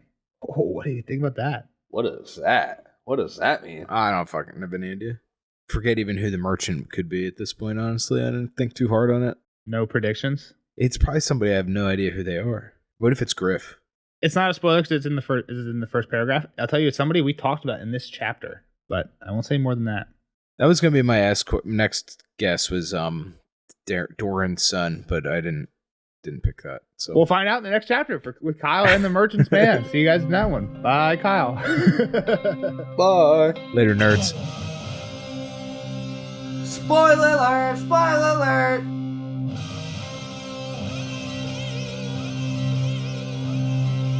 Spoiler alert! Spoiler alert! Bye, Kyle. Thanks for hanging out with us. Bye, Kyle. See you in the next one. Now, on to the spoiler section for Tyrion 2. Jeff, what we got? I actually think we can go kind of deep in some spots here. Like, there's enough shit that raised my eyes that I was like, okay, like I'm sure this is a talking point you have too. Yeah, I think because we can do something like that, we'll touch on it, but we'll save some of the bigger stuff like Griff. I think let's just save Griff. So when we actually meet him. It'll be like 5 chapters, I think. And I think a lot of my stuff is like with Illyrio and like Varys type shit. Yeah, I agree. Do you have a point to start off with? I just have a few quotes written down here. I don't actually remember what most of them are. I should have written down why I wrote these down. This one I had I not taken the precaution of posting guards upon her door, Viserys might have undone years of planning. Yeah. Why would I have wrote that down? For spoiler. I think a lot of it leans into what, and it might have been what we talked about with Tyrion 1, is like, is Illyrio the father of Phaegon? Yeah, I think that's what it was. It was the years of planning. What is Illyrio planning? Like, what is Illyrio's plan here? Well, I mean, just go further. Like, what's he planning? Like, the red dragon, black dragon, it doesn't matter anymore. We're dragons. Like, he seems... Well, so do you know the main fan theory? Like, people who have read the books and are, like, watching videos about Sarah was Blackfire. Blackfire of the female line. Yep. Yeah. And I thought we were saying Griff. Young Griff is actually Illyrio's son. Their child. Yeah. And not actually Aegon. That's why people call him Phaegon, right? He's not actually Aegon Rhaegar's son. He's fake Rhaegar's son, Phaegon, and he's actually a Blackfire. Exactly. Yeah. And that's why. And I think there's a lot of hints that point. Again, I always kind of like I like this chapter more than Kyle, and I couldn't like put that on because like obviously like those are all the wheels in my head that are turning right now. Is like, what the fuck's Illyrio actually up to? Like, how deep does he get into? Because again, they're hinting at it. Like, here's some Blackfire stuff. Here's some Bittersteel stuff. Here's some Golden. Like, oh, the Golden Company is listening to me. Well, that's fucking really weird. Like, why would they be listening to you? And I feel like I tried to give Kyle the opportunity. I was like, Kyle, this is weird, right? And he was just like... It's just pretty deep. Like, it's... One, Kyle's not believing anything the guy's saying, which, again, I'm more so like, I think the guy's pretty much telling you the truth, but he's only giving you a crumb. Like, he's not giving you enough to actually piece it all together. I think a lot of times Kyle's mind... And again, I don't really necessarily blame him. I don't know if this is how my mind works when I read a book for the first time either, but like I feel like at one point I asked him, like, what do you think about, like, what Illyrio's plan is? And he was like, well, Illyrio told Tyrion this because he is trying to be sly. And I'm like, I'm not asking why he told Tyrion what he's telling him. I'm asking, what do you think his real plan is? And he's like, oh, I didn't even think about that. And I'm like, well, that's fair. That's a fair answer. I don't know if I did the first time either, but that's the interesting question. That's kind of the point of you being here. Yeah, exactly. Or that's the real depth we're trying to get you to. That's like dive exactly. into. You're the first time read through. Like I get like you didn't think about it yet, but like you definitely would have to bring up any. Like I would have been like, fuck you. I didn't think about that at all. Yeah. But like, well, again, we're hoping that Kyle tries to I wish I remembered some of it. I'm just the concussions and I drink a lot. Like, because we're at the point in the books where I'm sure we mentioned this to our fans early on, but kind of where this podcast came from is when you read, I think it was towards the end of Feast of Crows and into Dance with Dragons, when you were reading that for the first time. Yeah. I would like text you after a chapter. I think it was really when the book started splitting from the show, because then you wanted to make sure that I was getting a lot of the details, or just like... I would text you after like the Asha chapter, and I was like, "How cool is the reader?" And you're like, "Who the fuck's the reader?" I think I only read half that chapter because I didn't know it wasn't in the show, so I just skimmed through it. And I'm like, no, we can't be doing that. So I just started FaceTiming you after every. I'm probably not giving you enough credit, but basically, I probably fell asleep during. You weren't skimming it, but you were just like, if it wasn't in the show or like was a completely new character, it just like wasn't being retained for you at all. So I just basically started FaceTiming you after every chapter. Yeah, I had like a list of notes written down of like the main points. I was like, this is what Jeff needs to get out of this chapter. And then I would FaceTime you and be like, all right, Jeff, what did you think about young Griff? And you're like, who the fuck's Griff? Did they mention a guy named Griff? I'm like, yeah, they mentioned him like 4 times. And you're like, oh, I don't know. And I'm like, well, think about Griff. And that was pretty much our FaceTime calls, but that's kind of where this came from. And Kyle's doing the same thing where he's like, who's Griff? I didn't even think about it. Yeah. He was just a name, which I get. That's how you read a book. I don't think it'd be fair for him to find or think that John Con is Griff at this point, right? Like that the hand of Daemon Blackfire is still over here. No, all we have is the name doing stuff, right? All we have is the name Griff. But I will say it's interesting because I didn't have the character Griff in my notes yet. We don't even know where John Con. We know John Con was at Griffin's Roost, right? Like that was mentioned at some point. Exactly. And when I started writing, when I put the character Griff in my notes, when I put the hyperlink up and I started typing GRIFF, the things that popped up were Griffin King and Griffin's Roost. I actually don't even know what the Griffin King is. But exactly, it popped up as Griffin's Roost. So again, unless you're creating a wiki as you go, I don't think there's nearly enough here to connect to John Con. But I guess my point on that is, I hope Kyle starts thinking a little bit more about this type of stuff. Because in the next chapter, I think we're going to meet Griff. And there is some hints. Like, I think like he has blue hair, but there's like red growing out at the roots. Yeah. Because John Con has red hair. He's dyeing his hair to not look like... Exactly. So like the Conningtons look like the Weasleys, like everybody knows, like, oh, you got red hair. Exactly. You're a Connington. Yes. And what's I think you're really gonna like this on a second read, because what's great is Tyrion, I think, knows who he is immediately. I think Tyrion knows who John Con is on the first meeting. He never thinks it out loud, but he starts saying things to him like, "Oh, a lion with wings." Which is a griffin, right? And again, he somehow works that into like the sentence, but he's like making jabs at Griff as if he knows who he is. And Griff's like, you better keep your mouth. Like Griff says shit back that basically implies that he knows that Tyrion knows. So it's interesting that I think it's clear on a second read that Tyrion knows things, but it's not clear on a first read. Like Tyrion just says some random thing about a lion and wings. It doesn't seem like anything, you know what I mean? If you don't know that their sigil is a griffin. So I think it'll be really interesting for the next Tyrion chapter or 2. I don't remember. I know we meet Holden. I love the whole cast of characters with Tyrion on the boat. I know. I remember that one might be a Sharadane. I think I've come around on that's probably not the case. I've seen enough evidence against it, but I think that was a theory I was really big behind at one point, so I probably told you that. But that's one thing that's stuck with me is there's enough characters in disguise, right? Like, that people think that there are other characters in disguise. But yeah, like we have Holden Halfmaester and Duck, who is like Sir Raleigh Duckfield, basically just like some random knight guy. But they're both like good characters, and I think so. Basically, what happens? I mean, if they really wanted to disguise them, they could have gave them better nicknames than like something that kind of that'd be like calling me like your high school mascot. Like I don't like. Well, so I think Roland Duckfield's he got his name because he was just a peasant. He didn't have a surname, so he was just Roland, and he was a blacksmith. Something happened. He ended up like punching his lord, and he had to go on the run. And Griff took him in, and Griff knighted him, and there was just a duck passing. There was a field of ducks passing by, so they named him Sir Roland Duckfield. I'm just saying, like, then cutting his name just to Duck is probably not like the best way of hiding his. If he's well known at all, you're like, oh, we missed a guy named Duck. walking around. Yeah. So yeah, exactly. If this was actually like one of Rhaegar's really good friends or something like that, which is possible, and I think yes, people think.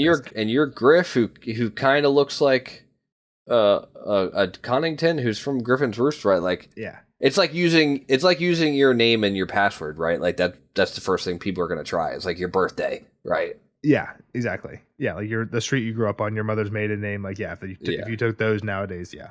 The other thing I like about Duck as the name, and again, we're totally off track now, but it's like it's similar to Dunk.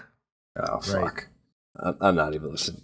Well, who's Dunk walking on the Seven Kingdoms with? A hidden Targaryen. I don't care. And now we have Duck on this boat with Fagon. So I don't care. I think you will in the next chapter, because I think the next chapter we might not meet Griff. We might see Griff for literally like the last paragraph of the chapter. I think it's next mostly... thing we know, Duck's gonna be Brienne's uncle. He's like the godfather to Brienne. Again, I haven't read Dance in probably 3 or 4 years at this point, so I don't remember a lot of it off the top of my head. So I'm not gonna pretend like I do right now. But I think in the next Tyrion chapter, Tyrion basically early on gets handed off from Illyrio to Duck and Holden, and I think at the very end they get to Griff and the boat, and then from there on it's the group. But yeah, so I think it'll be interesting to see. I don't know. I'm very excited to see what Kyle thinks about some of this stuff, and I hope I might even text him and be like, "Hey, think about something one time when you're reading a book, will you?" Yeah, I do think to the point of Illyrio, just kind of full bring circle, us back. The only reason he would really care about what's going to go on over there is if he has some blood ties to this thing, right? Like, if he has truly no ties to the Blackfires, why does he give a fuck about anything? He's not from there. It's not his exiled land. He's made a great life for himself. He's not like a young cat anymore. Like, he's kind of an old fat man that just sits around and drinks and eats. Like, it's really the only, like, legacy, I guess, is kind of the only thing that you could be like, oh, let's put you back up there, my son. Like, this is your seat, right? Like, I will say the other thing people think is potential is that Varys somehow is the one that's connected to the Blackfires, and that's why he shaves his head. And Illyrio is just doing that out of like the friendshipness for Varys. Yeah. Okay. Which I don't know. I think even that's a stretch. I think you need more for me. Illyrio doesn't seem like the kind of guy. There's some Varys questions here for sure. Like, even Varys being like a thief that kind of like, all right. So when he first talked about like what Varys was doing in Pentos, like being a thief and kind of like jumping around the roofs and shit like that, did that give you any vibes of like a person jumping around what, the rooftops? The roof, like scaling roofs and like running around, and that part gave me Arya, just because like that part gave me Arya vibes, which like, all right, they're kind of Bravos, Pentos, like where are they actually type of thing. Like, were they actually in Pentos at this time? That's actually a really good point. I didn't think about that. What if Illyrio and Varys somehow actually everything that he's saying happened in Pentos really happened in Bravo? He's a Bravo. That was my first. That was like where I was envisioning this all happening was actually in Bravos. Well, you said this in the non-spoiler. You're like, I thought Bravo, which is what Illyrio says he was a Bravos thing. And to be fair, I think I said it too. I did too until I read this chapter, and then the context clues just implied to me that no, that's just like a profession in the free cities. But maybe you're right. Maybe it is a Bravos thing. And he does say that we did all this in Pentos. So like, but we don't trust Illyrio. True. Maybe we don't trust Illyrio. So like, again, where I'm getting at is like Varys is doing some Arya type shit, and she's trying to train to be a faceless man, and it could have been in Bravos. Yeah, I really like that point. Which is what I think what you're making. Yeah, it could have been in Bravos. So like now I'm on the side of things where like even if Varys isn't a faceless man, he's obviously pretty good at shapeshifting. Dude, he's a great master of disguise. He's a great disguise guy.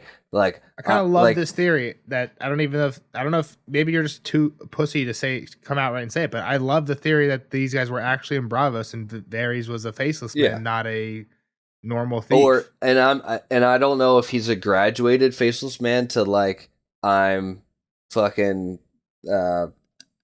like I guess you're the Jack and Hagar. You're saying is he still is he still even now as Master Whisperers of Westeros working for the Faceless Men? That's crazy. I guess that's I don't think that's true. Yeah. I don't think that's not where I would put my chips on my theory that I'm fleshing You're out. right. I think that's crazy too. And I think it's hard to believe that they would let him gain the skills and leave. However, that's what all the fans think Arya is going to do, is somehow gain the skills and leave. So if we think Arya is going to be allowed to do that, then why that's what I'm kind of saying. Varys has already done this thing. Yeah. I love this. I love this theory. Great theory by you. Best theory, maybe best theory you've ever had? Well, I've already solved the book, if you remember. I can't remember what I actually said. You did have one really good theory. It was in a Dany chapter in Clash of Kings. It was about Dany being something about Azor Ahai and Dany and Nisa, something like that. Yeah. I already solved the whole book on that chapter. It's a good one. I like it. Yeah, write it down. Put it down in the Jeff Best Theory column. Okay. Tyrion Targaryen. So what I think really perked my eyes to this one was that he not only just said a long-lost Targaryen prince, but he also threw the Valerian name in there as well. Like I dreamt that I was flying a dragon as if I was a long-lost Targaryen or a Valyrian dragon lord. Which we know that the Valyrians have some Targaryen blood in them too. You're not going to like this, but I think there are theories that Tyrion is somehow half Ares, half Tywin. Like, I think in the real world, there's like a thing where if two guys have sex with a woman around the same time, literally, like if the sperms meet at the same time, they can somehow have two fathers. You can literally have two fathers at the same time. I think this is an extremely rare thing. I've seen on Jerry Springer that two twins have had different dads. Yes, I'm sure that would have to be basically the same thing. So, yeah, I think this is. Again, I think it's very far-fetched, but I know there are theories that that's what Tyrion is, and that he is half Tywin, half Ares. I love this theory. I don't think it's true. I love it. I think I love it because I'm very indecisive, and I don't know if I want Tyrion to be a Targaryen or not. I think if Jaime and Cersei turned out to be Targaryens, and Tyrion turned out to be the only Lannister, that would be like the most poetic thing in terms of like Tywin saying you're not my son when really he's his only son, and the whole what Jenna Lannister tells Jaime, we're like, no, Tyrion's Tywin's son, not yours. I think Tyrion being a Lannister is the best, but I think that I really only like Tyrion being a Lannister if Jaime and Cersei aren't, right? Because I think that's kind of a fuck you to Tywin. Wow. I think if Jaime and Cersei are Lannisters, which is most likely, then Tyrion being a Targaryen is kind of cool, but because I'm indecisive, I do like that Tyrion is somehow half Targaryen, half Lannister. I also think there's evidence for this, right? He has one black eye, one green eye. Yeah. Like, oh, he's split, right? His hair, I think, also has like weird gold and silver coloring. I might be mistaken on that, but and the Baelor the Blessed being a miscolored guy isn't in Duncan Egg. Valar, the actor for Valar in Duncan Egg was black hair with one blonde streak. No, I'm talking about his eyes. He had different colored eyes. The actor did not in the books. Not in the book. Like it's not a Targaryen trait to have different colored eyes. Yeah. So what Jeff just said, sorry, just because I mentioned this to Jeff, a lot of people probably don't know this. In the Night of the Seven Kingdoms show, the actor that played Valar, Baelor's son, had, I think it's called heterodyschromia. It sounds great. It sounds like a great term. Which is where your eye colors are two different colors. The actor actually had that. And because of that, they actually had Baelor. If you go back and watch some of the scenes that are close-ups with like him and Dunk, they made Baelor wear one contact of a different color eye just to have father and son both have the same thing. That is not a book accurate thing. I have no problem with it. I don't think it really matters. But Jeff's point is that is not in the books a Targaryen feature. That's not why it wouldn't explain like it's not why they did it. They just wanted some father-son look-alike. Yeah, Tyrion having two different colored eyes is not evidence of him being Targaryen because of that. Yeah. That was just a Night of the Seven Kingdoms actor thing. Exactly. But yeah, so that's why I like if Tyrion is a Targaryen, and that's why also the whole two heads thing. Right, he has one in his dream. Yeah. He has one head that's killing the Lannisters, that's loving it, and one that's crying. Right, the two different colored eyes.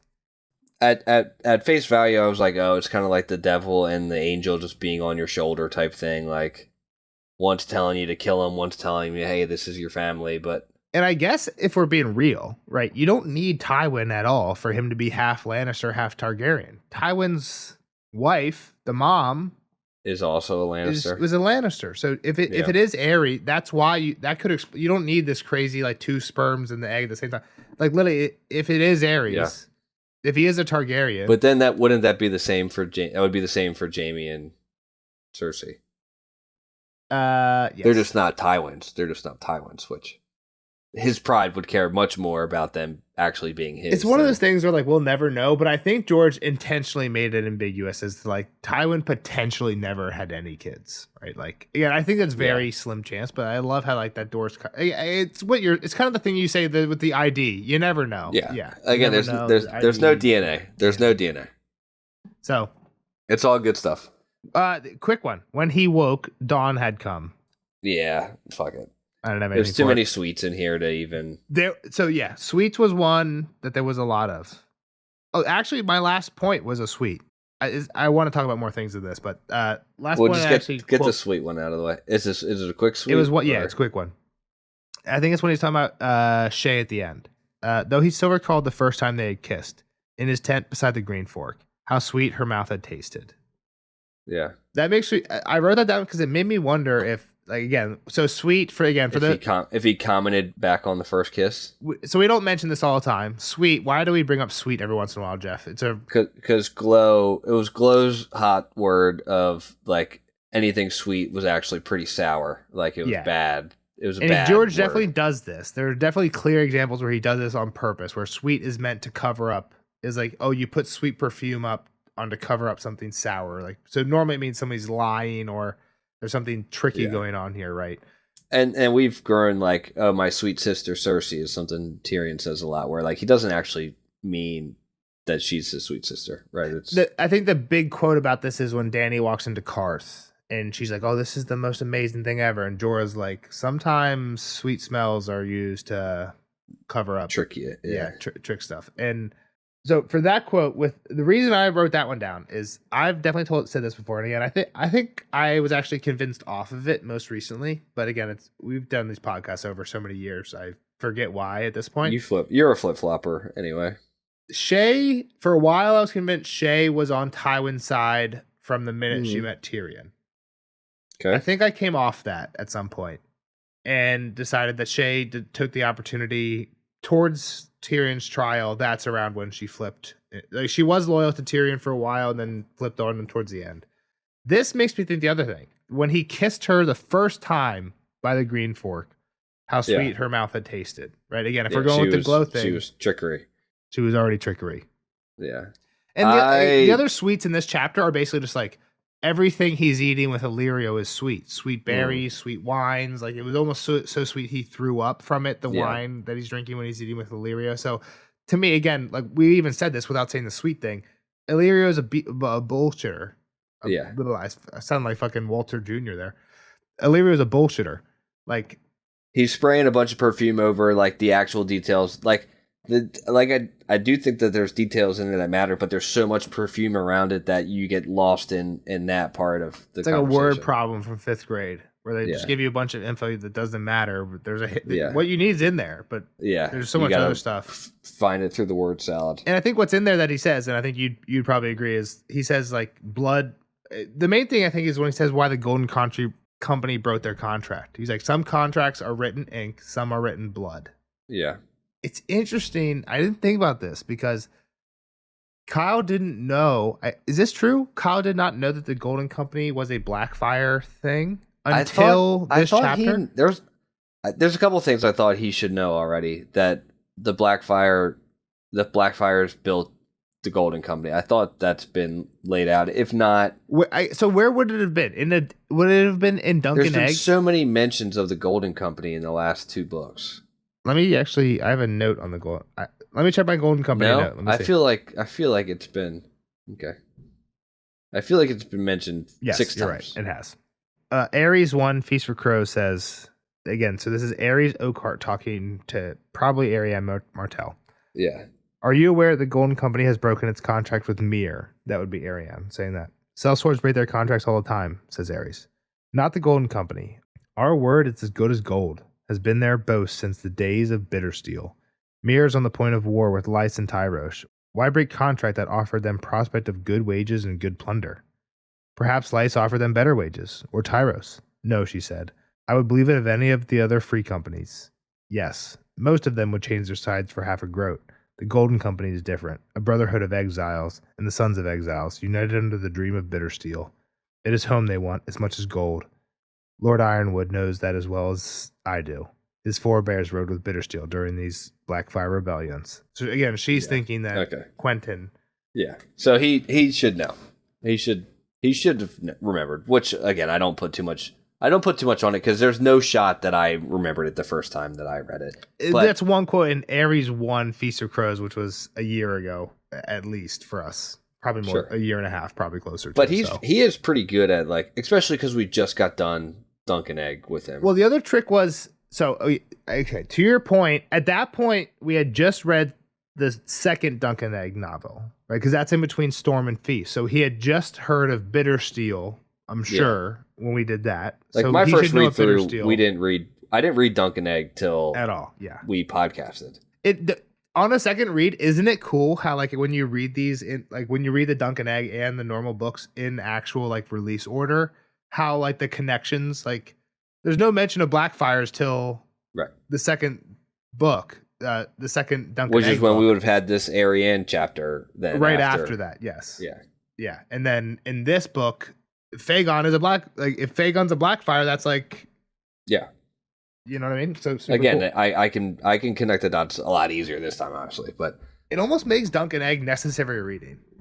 Yeah, I think it's always it's harder to understand the main series without. It's like a side quest, but there's some plot details here, or follow along type thing. Yeah. The other thing that he it took him a while to get to was the grayscale of it all, and I almost just came out and straight said, well, isn't aren't the stone men at the Doom? I could tell you were going to say it. I didn't realize. I looked something up. The stone men, this is the first time ever we've heard that word.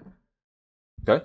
We've never actually heard before that grayscale was associated with stone men. So I think it's actually a good pull by Kyle to make that jump. I don't think it's crazy, but yeah. That has never been given to us. I almost just straight fucking said it. I could tell. I think I had to stop you. I think I had to pull one of the Kyle. What do you think? While in the middle while you were talking.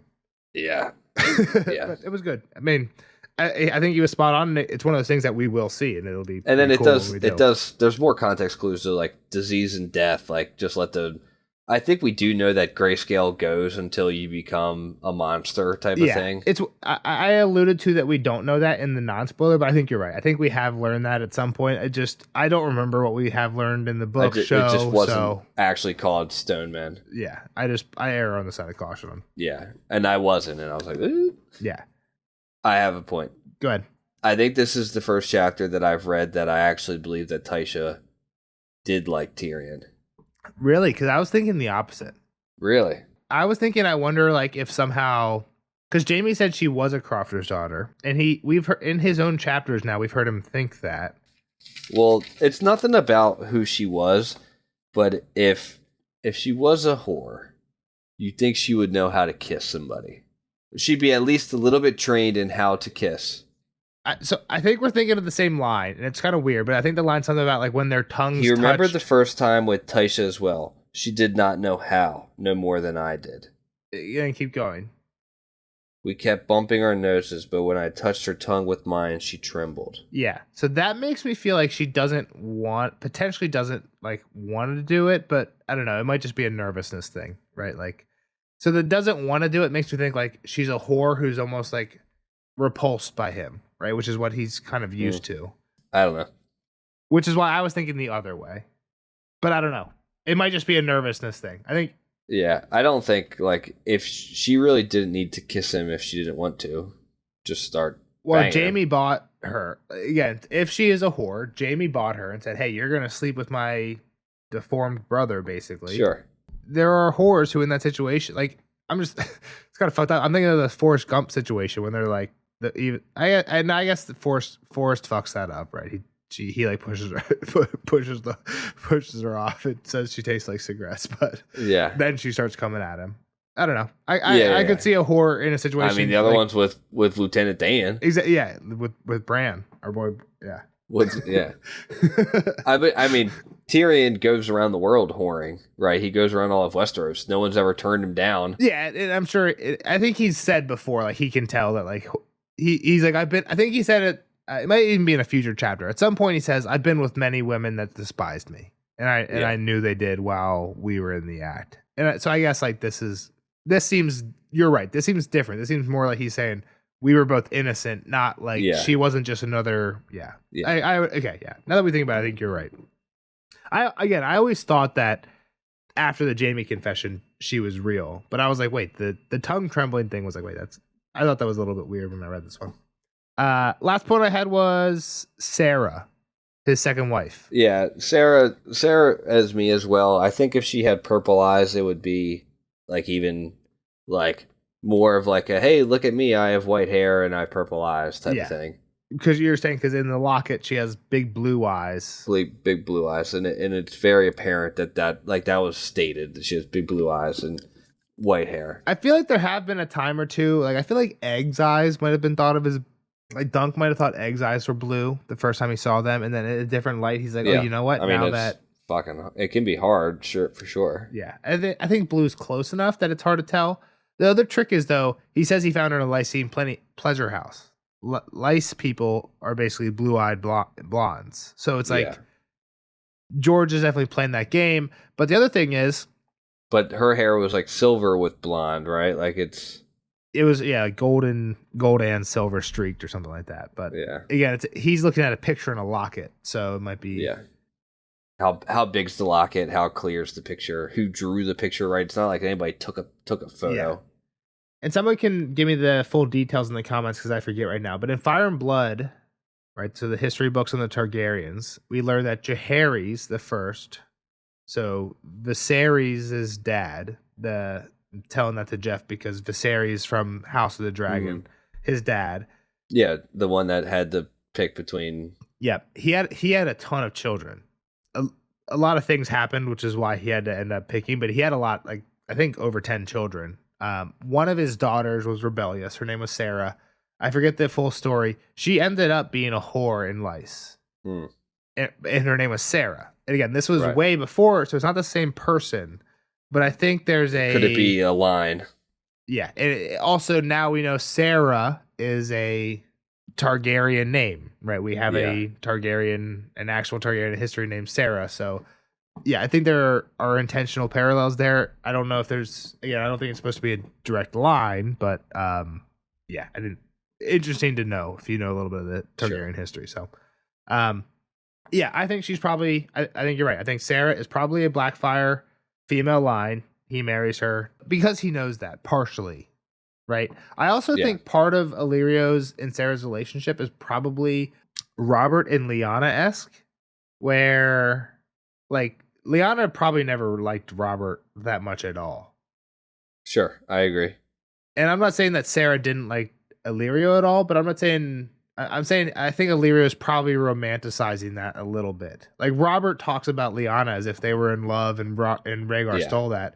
When in reality, she probably didn't want to be with Robert. Like she probably, well, we know now, she probably would way prefer Rhaegar, and that's why that all happened anyway, right? So, not that I'm saying that's exactly what's the same with Sarah, but I wonder if he's, I don't know, kind of fantasizing a little bit here.